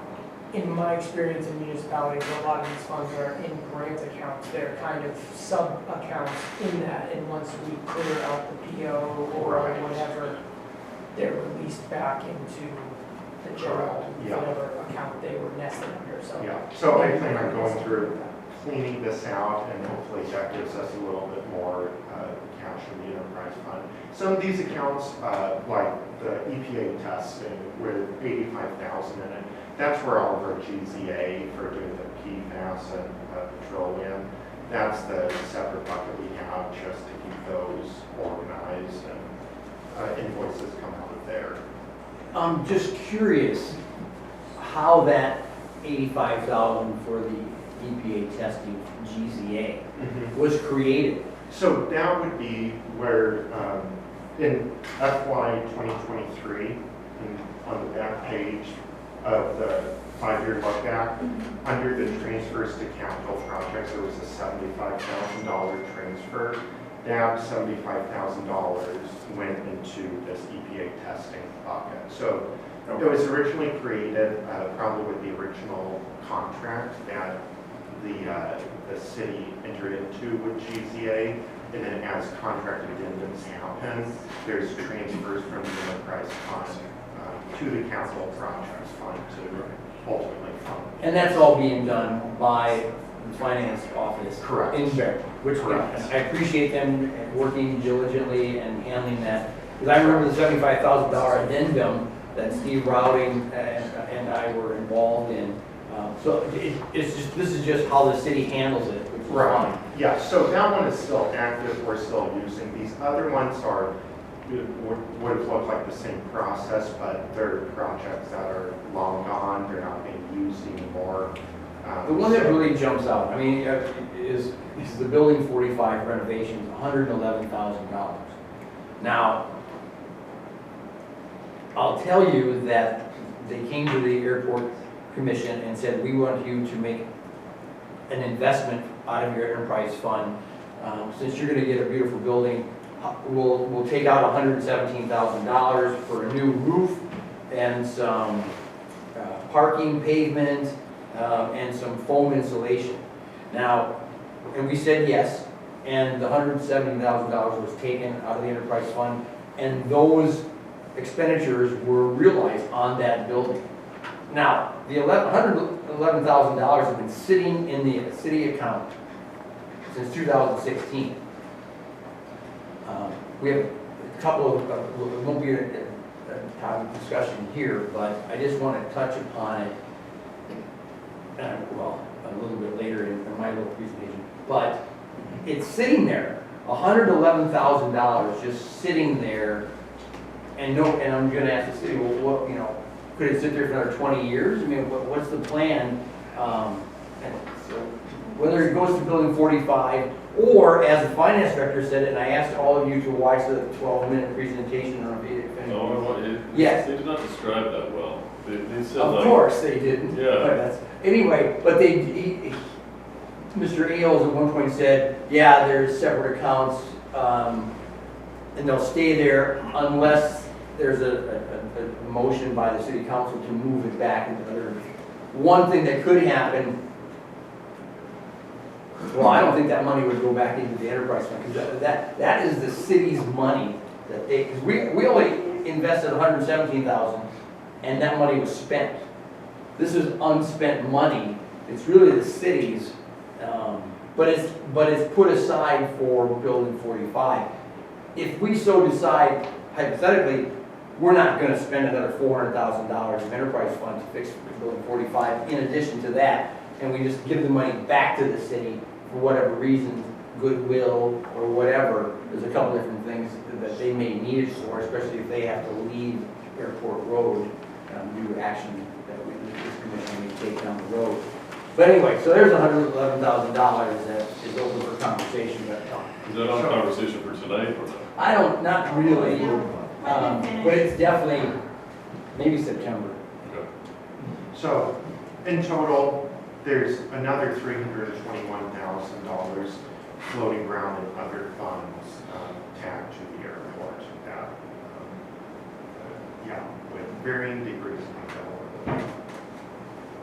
I also want to touch on COVID relief funds. So between 2020 and 2022, the federal government had 3 rounds of COVID relief that went to airports across the country. The CARES Act, CRISA, and then ARPA was the most recent. In total, Beverly Airport got $185,000 in COVID relief funds.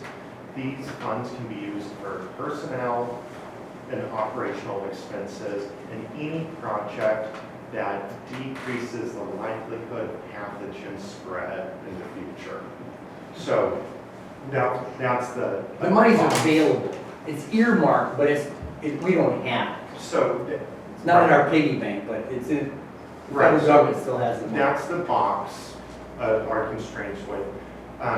When I got on here, only $8,400 of that relief had been used, had been reimbursed back to the airport.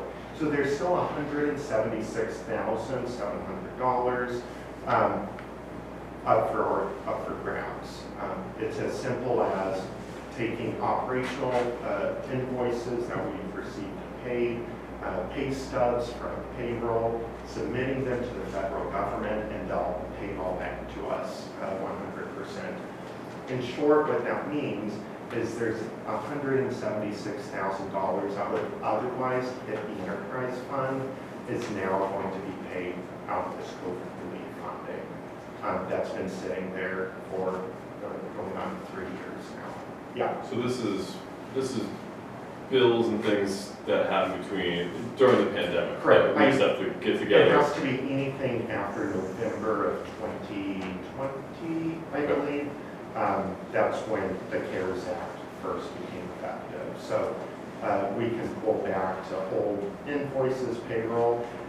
How I'm approaching it, just for simplicity's sake, is any current invoices that we get and are applicable to this, instead of charging it to the enterprise fund, and just charging it to this COVID relief fund that we have, and then filing for reimbursement to then get paid back for it. Is there a time limit to like when we can't submit anymore? Is it or is They it have open-ended? lifespans of four fiscal years. In fact, just a few weeks ago, I got an email from someone at the FAA saying, hey, Beverly's not touched this money. Do you guys still need it? Can you send me proof that you guys, or like state that you still need it, that it would still be beneficial? So they were starting to kind of come and look and try to take back some of those funds, but I was able to get that cleared up, so they're all still available to us. The first one expires in FY24, I believe, and that'd be the CARES Act. So this is great. It's money that's extra $176,000 that we don't have to charge to our enterprise fund.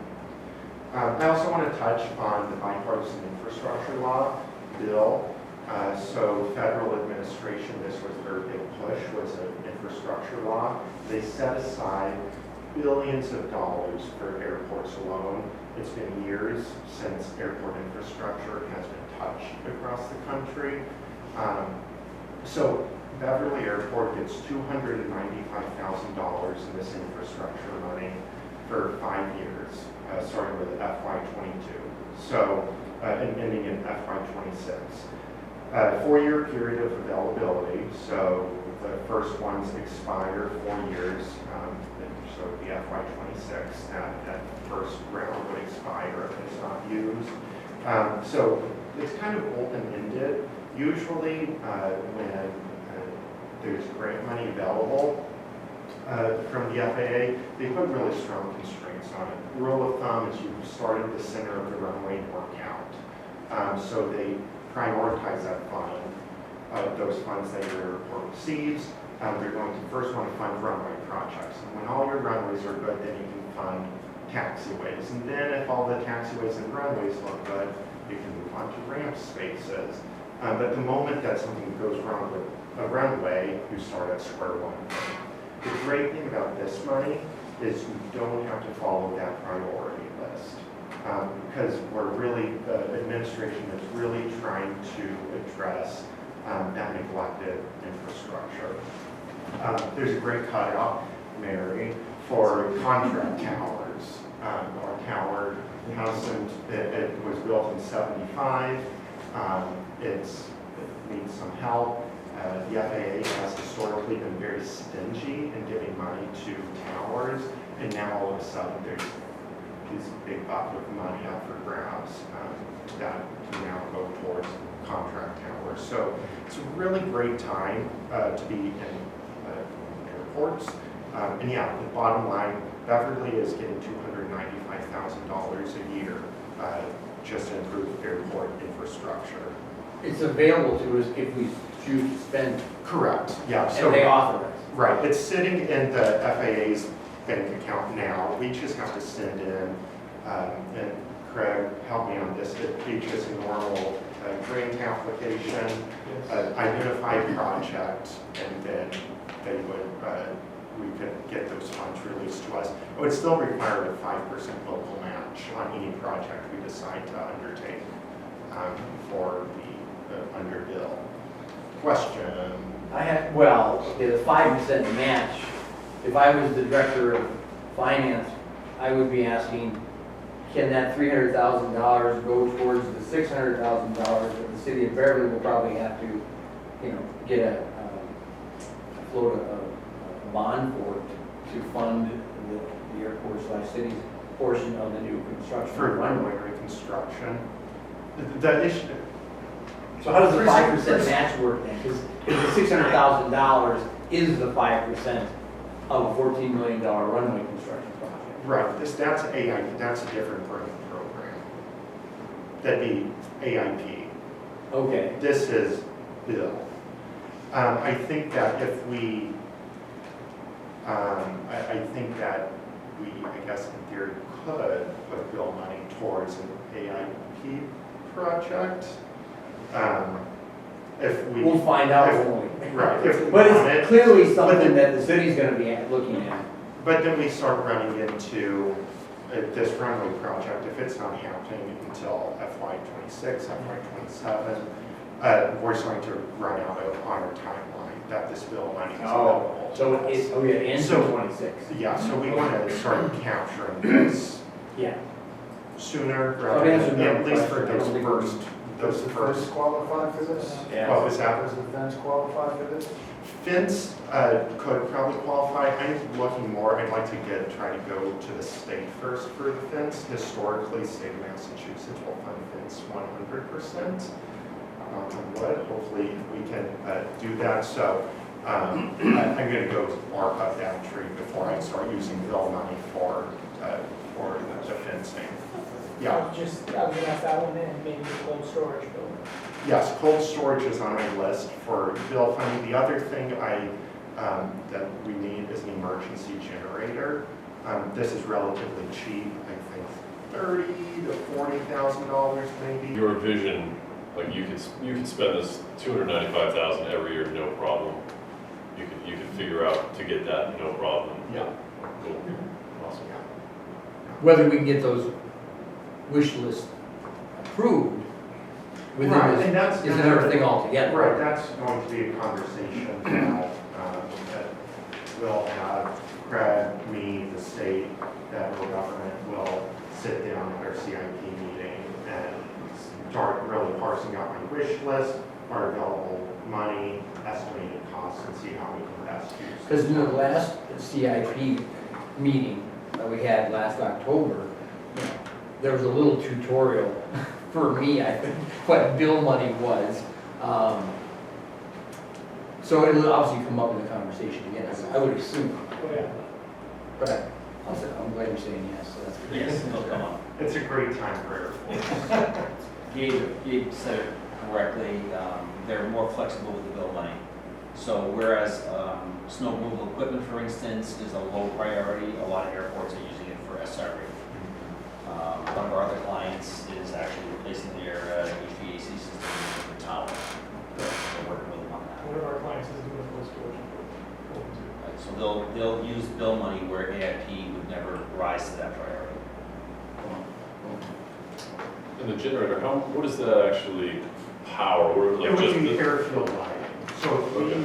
were ever in an event and a storm came through that knocked power out, the airfield generator would kick on and ensure that we still had airfield lighting outside to make sure planes can come in and out at times. is the tower involved in that as well? Or do you have a backup generator for the tower? Is that something that can be looked at? Of course, yeah, we can definitely look at that. Okay. Yeah, for sure. So that's Bill. And so at the end of the day, what is all this money for? Ultimately, continued maintenance of the airport, day in and day out, operational expenses to provide the safest location possible for airport users. And then kind of touching on a few items on the wish list for the CIP meeting. Perimeter fencing, that is my pet project. We've got to get this fencing figured out. The coyotes are unreal. So that's my number one project. And then everything else I think has been mentioned, emergency generator, cold storage building, snow removal equipment. I prioritize this cold storage building over the equipment just because if we buy equipment, we have someplace to put it, so we don't spend a lot of money and then have it sitting outside. So cold storage building is definitely high priority for me as well. And then of course the upcoming runway reconstruction and everything else after that, taxiways and ramp space. So that's all I have. Thank you.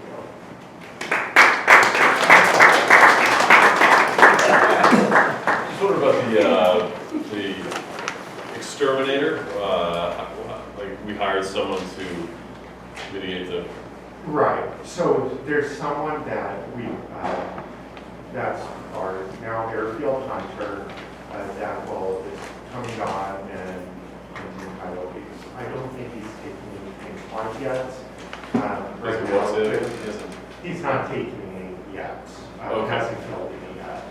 Right now, there's some vegetation maintenance, cutting down some thickets and trees, so hopefully kind of weed them out.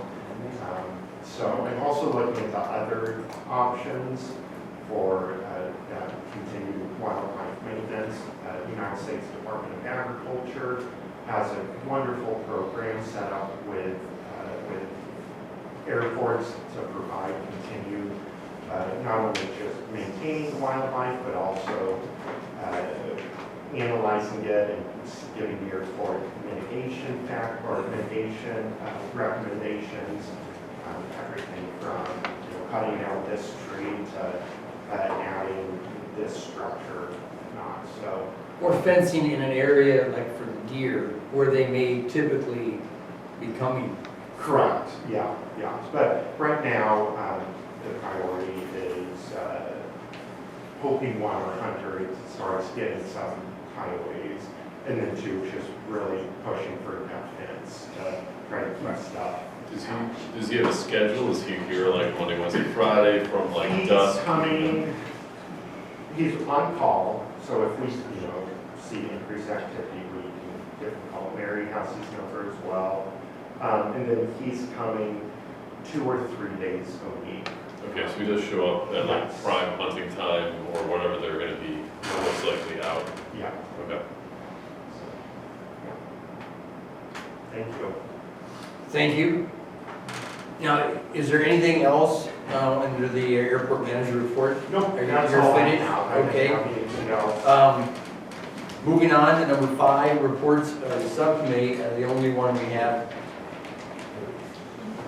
The noise group, we met just before our July meeting, and then we were working on a schedule with each other to reconvene, ideally that following week, and then as summer schedules would have it, Yes. we have not been able to get quorum in the same place at the same time, so we're a bit of a standstill, but we're gonna get that going again. Well, I would assume tonight's meeting is a good, We just Launch. about it today. Yeah, we communicated today about Okay. scheduling, so. that's the only subcommittee. Again, we will be discussing the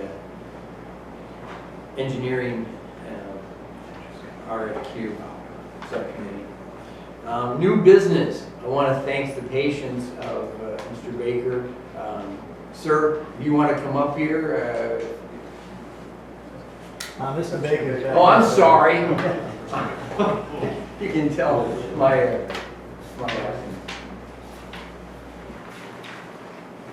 for the commission's benefit, this is Mr. James Baker of Baker Aviation Management. He's a tenant, long-term tenant on the field. 20 years. 20 years, sir. 20 years so far. Thank It's a 4-year lease, so you. Right. we can't. I've had 20 wonderful years here at the airport. My wife and I used to fly a lot, and as we've grown older, things have just changed for us. And Clark Labby and I have been talking for 2 years about how we can do this. And we have our attorney here tonight who can explain that part of it. But one of the great things that we've had over the years is the people who come to the airport and just look at what's going on, take a look at planes, things like that. We've had 4 major movies here at the airport. One is, actually a couple of them, but one is The Proposal, and it's still running once a week on television. So if you want to watch Baker Aviation's buildings, that's it. Also, I don't know why they did this, but they took a picture,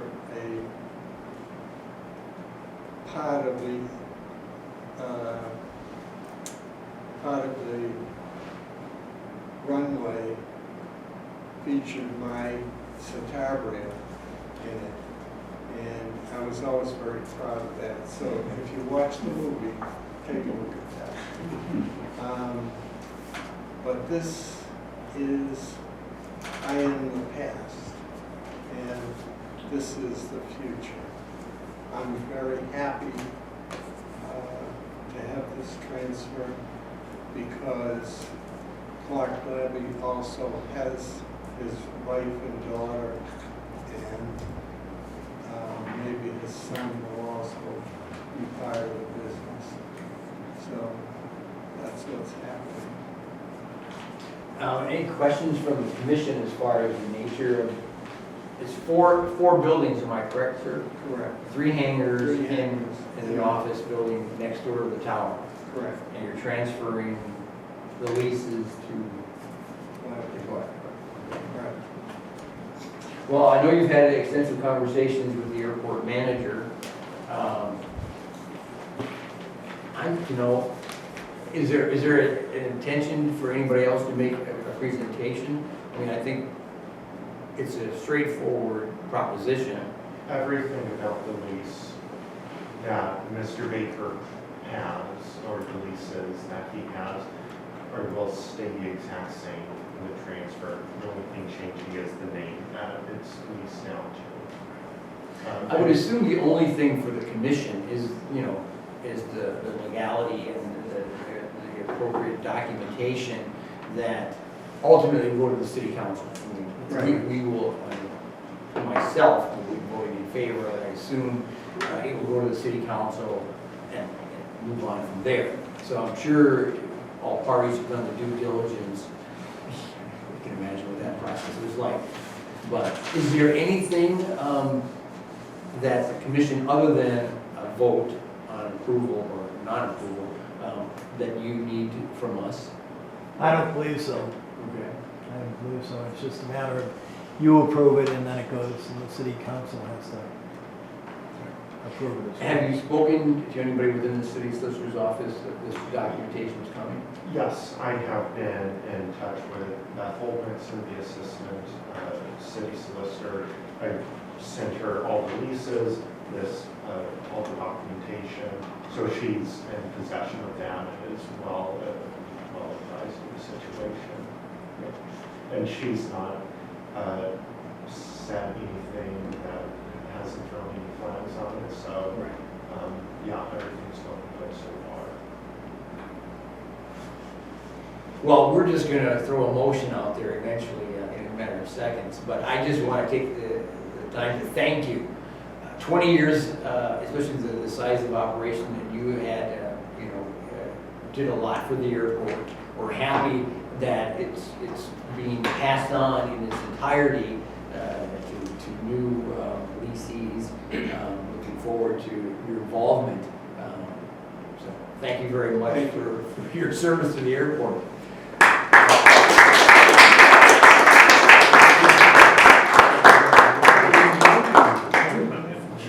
I'm looking for a motion. I'll make that motion. Go ahead and make it.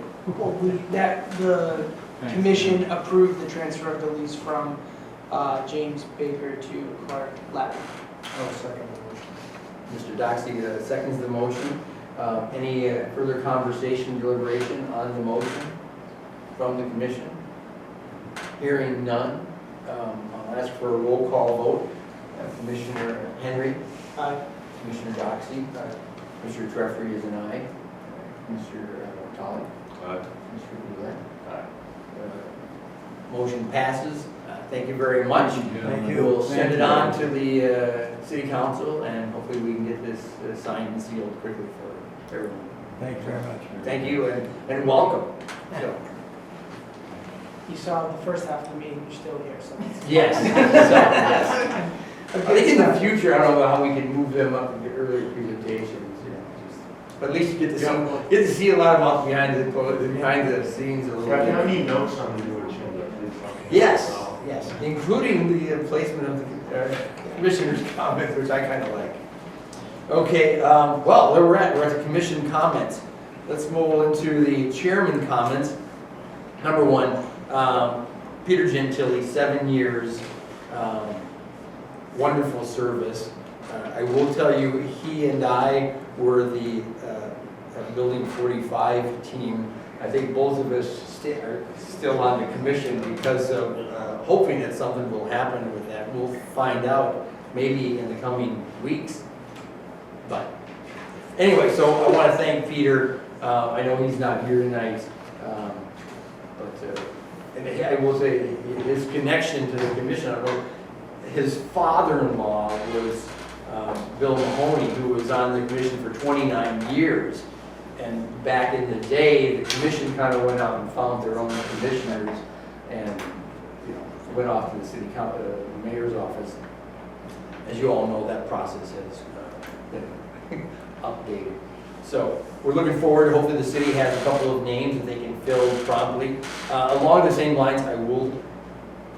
I was just going to say, I know along the vacancy lines, I believe it's on the agenda for the select board tomorrow night in Danvers to, I'm assuming they're going to make a decision. There was 5 people that put their name forward.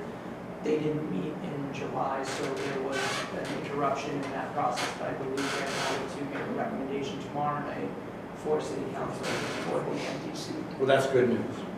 Because obviously having 5 of us here, which is quorum, is a little bit thin, but we operated with 5 for a while. That was fun. Before all of you guys showed up, so thank you. Update on the lease negotiations with the city of Beverly for ongoing use of Airport Road. I will tell you, I reached out this morning via email to our attorneys at Anderson Krieger. I did not get a response. I really don't have anything to update. I just believe you saw the letter from the FAA 2 weeks ago, if not 3. I believe, I think, the city is looking at that more closely. And I'll just leave it at that. So I think they're just talking. Everybody knows that the FAA put a deadline of October 1 for this process to be finalized, and hopefully with the FAA's recent communications, hopefully that'll happen. So, and again, it's a time-consuming process. Gabe and I had a conversation with our attorney, I think it was, yeah, the same day that the letter came out, which is interesting. So that's about the extent of it. We're just waiting to find out what discussions between the two attorney groups, or whatever they're producing. We should find out something. Review of the City Council's comments on Airport Enterprise Fund during the June 6, 2023 meeting. I sent to all of you a link so you could watch the 12 minutes where they spoke about it.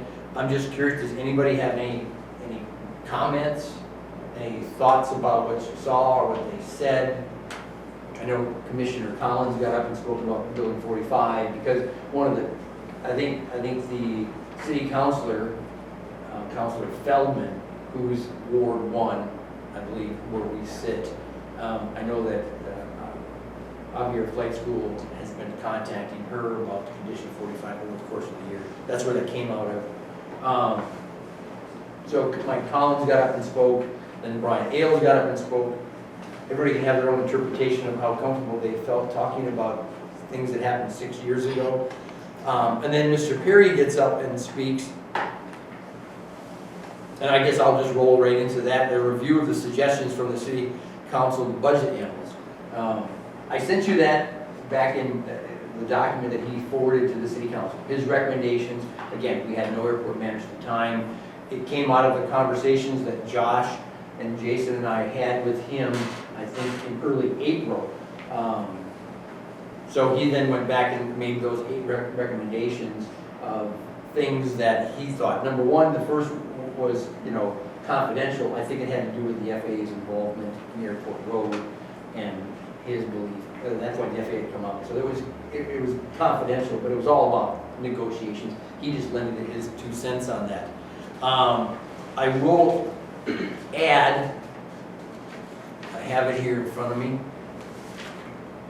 and I just kind of quickly want to go through those. I sent those to you, those recommendations, and with Gabe here, as you recall, Mr. Perry, the City Council budget analyst, advisor, retired gentleman from the Department of Revenue, says he's looking forward to coming out after Labor Day and sitting down with Gabriel and having a conversation about those recommendations, and then also some undisclosed ideas about Building 45. Ultimately, I believe will cost $400,000 to $500,000 in today's construction costs post-COVID. Quick question, those recommendations that you just sent us again recently, Yes. right? Those are still the same this was sent to you before? Yes, he sent those. These are the old. Yes, he sent those on May 16th to the City Council. He copied me in, I then forwarded to you. Right. So and these are the same ones same, as before. Same ones. I think you've updated the website. I think that was one, right? Have you done it? I'm working on, that's I feel like there's some recommendations on there that have been addressed. Yes, and I'll quickly, I'll come back to the, his suggestions or what his touching Building 45, but the recommendation number 2, the administration should make every effort to fill all the open seats. Yes, they do have a bunch of names, I believe. Danvers, we appreciate that, so that is an improvement. And this is just his observations of what the airport needs. Number 3, Airport Commission should prioritize goals and objectives that will stabilize the position of airport manager. I believe, well, if he talks to this city solicitor to find out about the 2 previous airport managers, he can get some perspective there. I will tell you that the city solicitor's office came to us for about 4 months. Beth was coming and talking. We went through great detail on updating the rules and regulations, which the biggest impacts were the harassment edition of training, which we've passed that. It has gone on to the state now, and you have reached out to Beth, and she says she hasn't heard back from the state. Right, and I actually reached out directly to the state as well. The last correspondence they sent back to me was that they were going to look to see where the updates were, but not gotten They technically have to sign off on them after we update our correct. rules. Right. It has to go through state review. Yeah. But that's really just, so we've done that. I'm gonna come back to number 4, sorry, the jet fuel tax. But number 5, review all airport fees. As the manager addressed, it's typical every 5 years. This is the 5th year, so we've looked at it. It's gonna happen in the early fall, it's late September, October.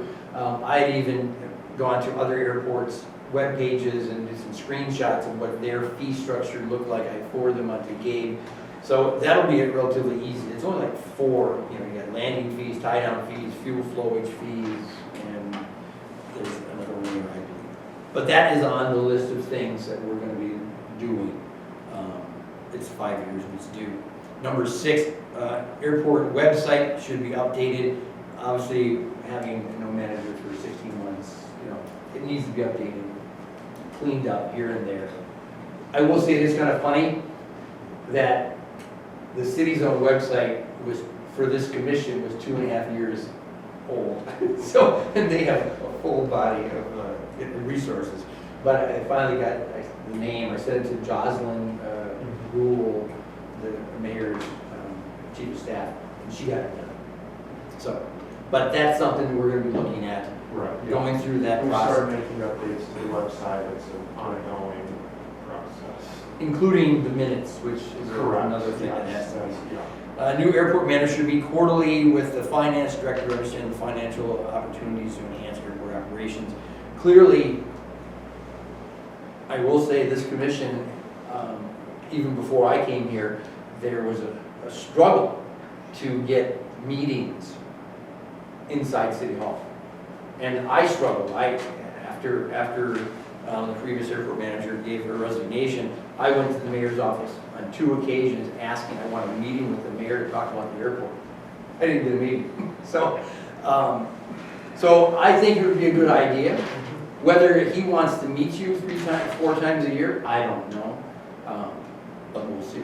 But it's a recommendation. I fully support it. The more communication with them, the better. God knows there's plenty of questions on their accounting practices, at least how to even handle some of those buckets that have unspent money for years.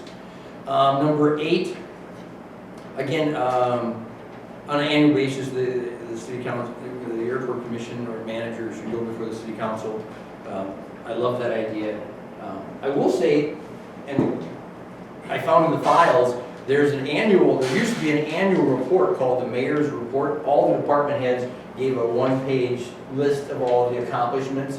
And you just filled one of those out recently. Yep. And I have the 3 copies that I found in the bag. Yeah. I- So that's all being worked on. Going back to recommendation number 4, establish the jet fuel tax. And I think I sent all of you that, did I not? Yes.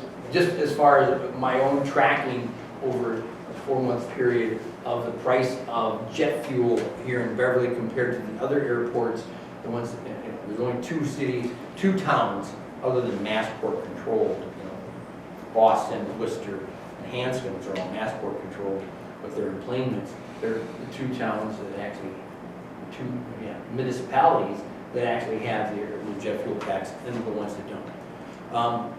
I'm neither pro nor against it. My only concern is the last thing that we want to do is implement something that adversely impacts the operation as far as the business.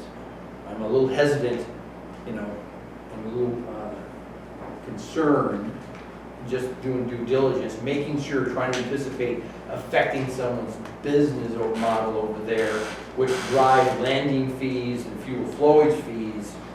So, but again, I'm neither pro nor con. I sat down with Gabriel, we discussed reaching out to possibly all of the jet owners on the field, the businesses even that Peter mentioned,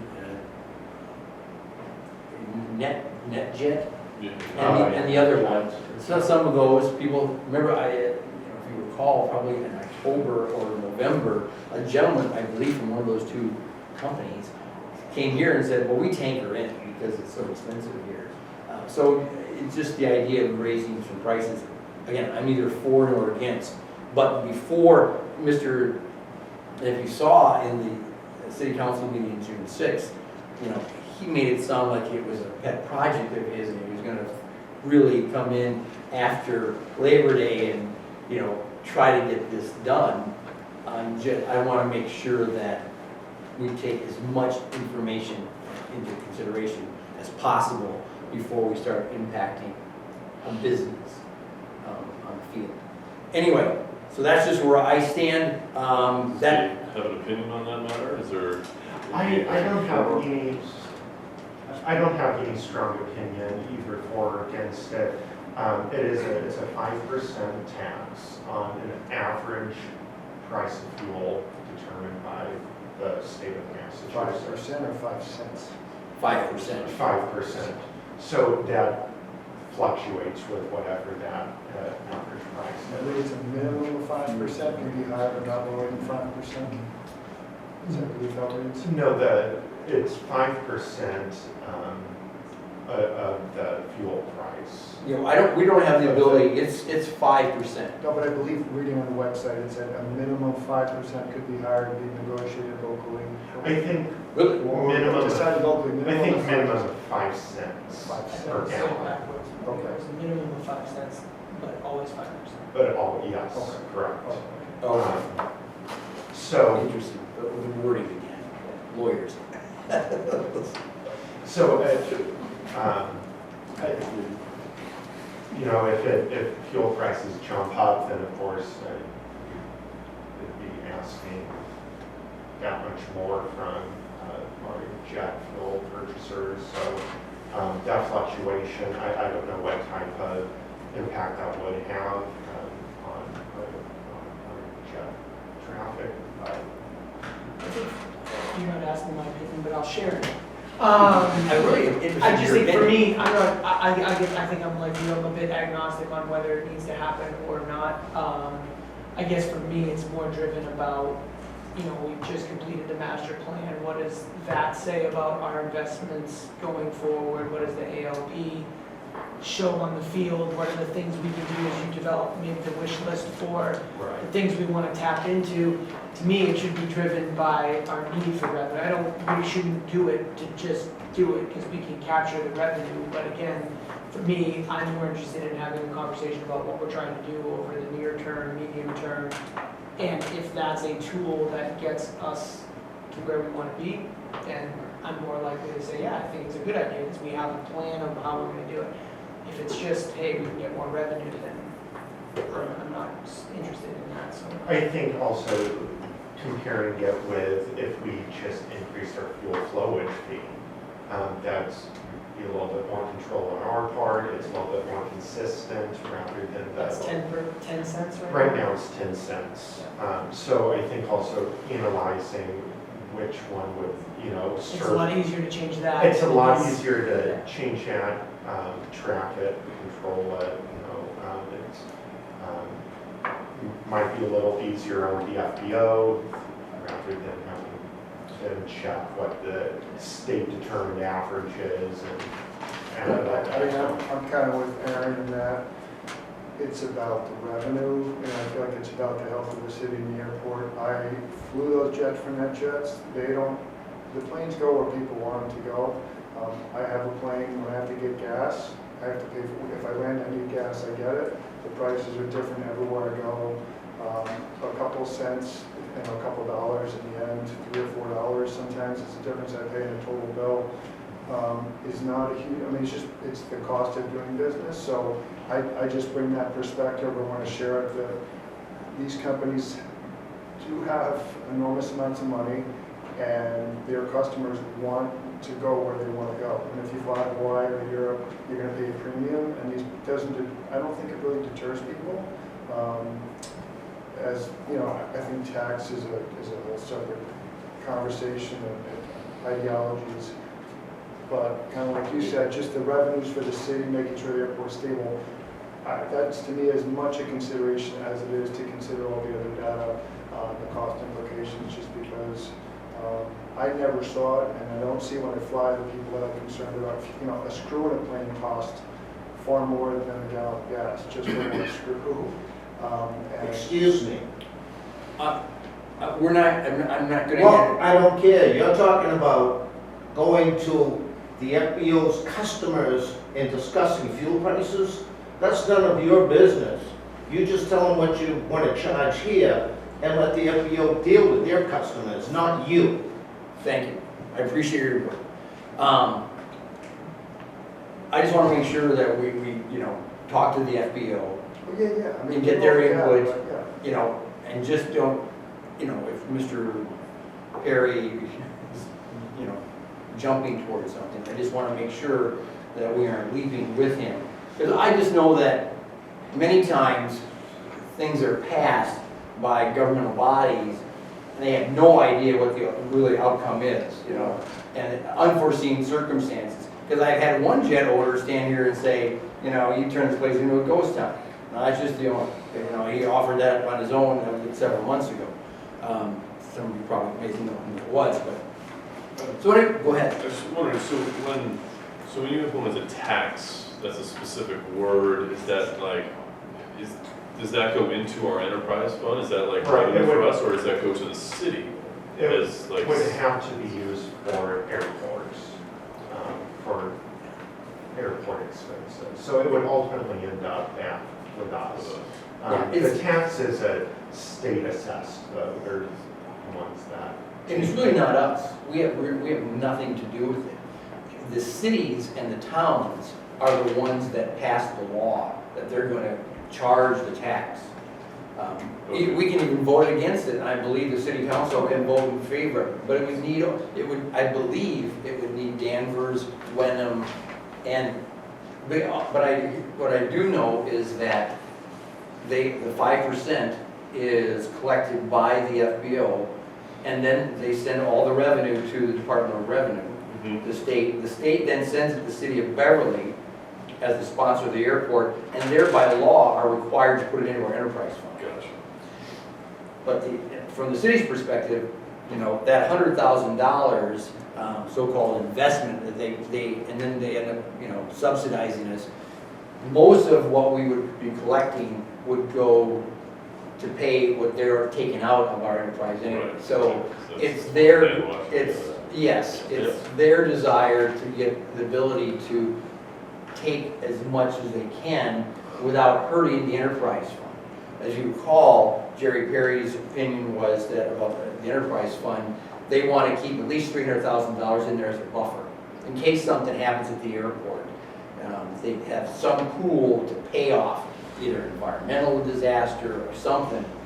So they don't want to deplete it too much by constantly pulling it every year for indirect costs.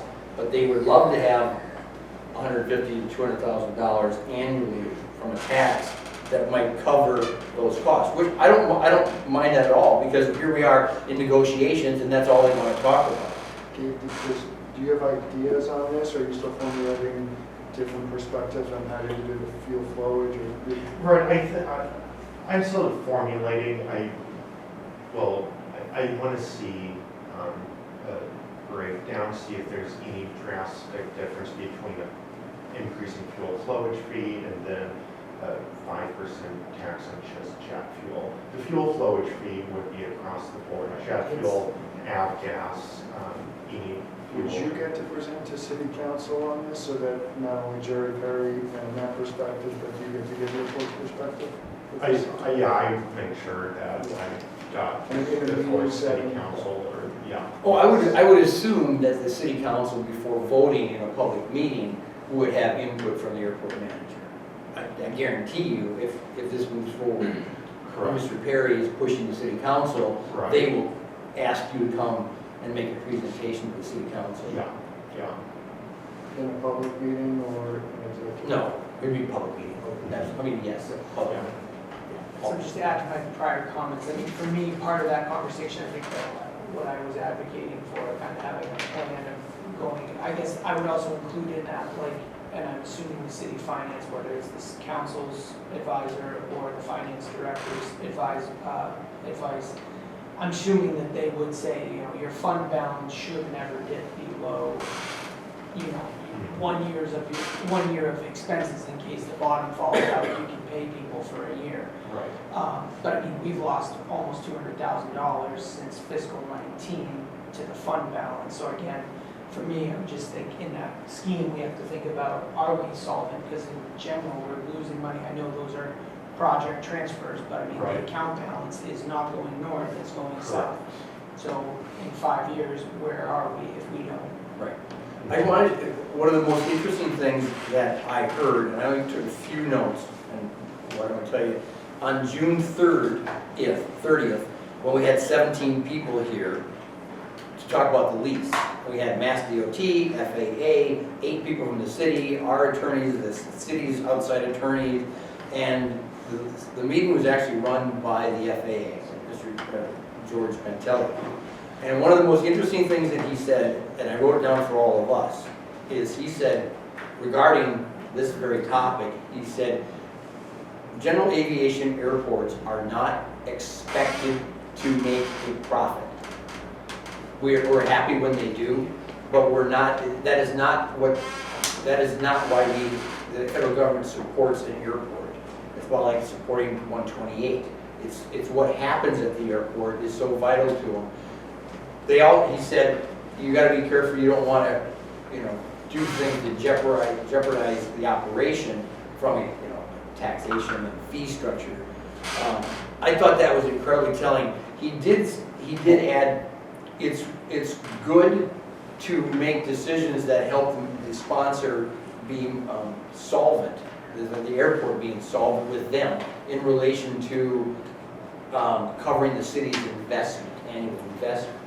But there's no requirement or expectation that general aviation airports are in profit-making mode. So I'm just saying, it was interesting to hear that from the standpoint.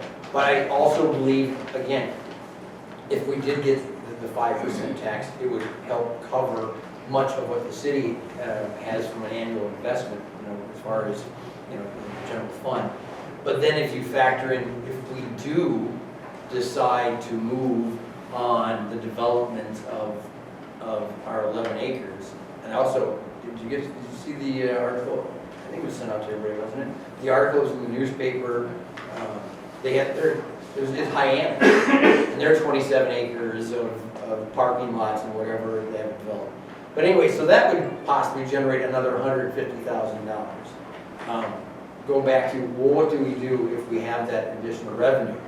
Thinking, if you just refer back to Gabe's presentation, we have all of this money that has been earmarked by the federal government, the bill and the CARES money, sitting in a pool. Now we have to be creative and come up with, how do you spend it? It almost goes back, if we have the tax and the development of Airport Road, what do we do with funding? But I'm sure we would find money or ways to spend it.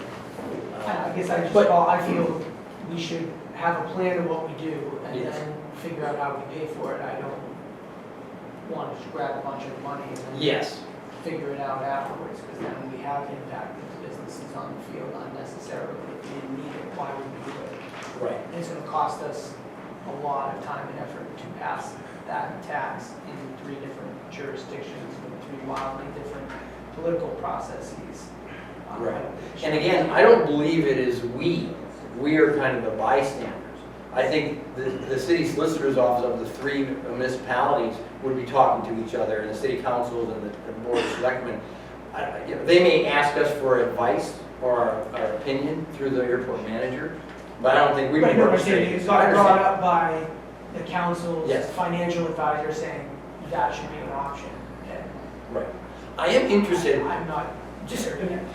I'm just interested in looking at, and I wish somebody could answer the question, why is it that the cities that do not impose the jet fuel tax within 70 nautical miles, Lawrence, New Bedford, Plymouth, Mansfield, Pittsburgh, Orange, Taunton, Hyannis, and Chatham, do not impose a 5% tax? Why don't they? Why don't they? Because it's airport revenue.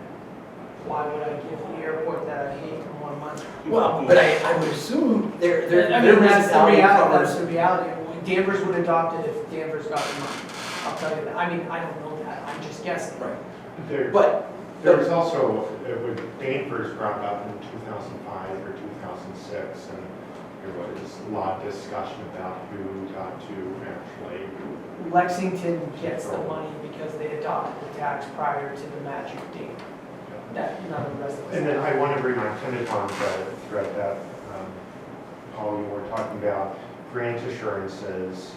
So if we receive grants from the federal government, we have to meet this whole list of assurances to keep that grant.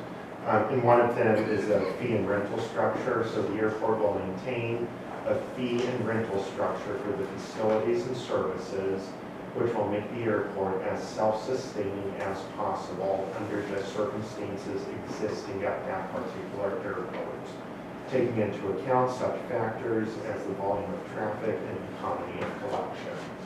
So, Right. that's really also what's driving this questioning of fees and rates that we're charging. Well, and our fee structure has not been updated in 5 years. Correct. Clearly due for an upgrade, an update. Right. And Gabe will be doing the research and establishing those new figures. And your office will make a presentation to us before the end of the year, Yeah. if not Thanksgiving. So that's all I had regarding Mr. Perry's. So I will say, many of the things that he suggested, we are moving on already.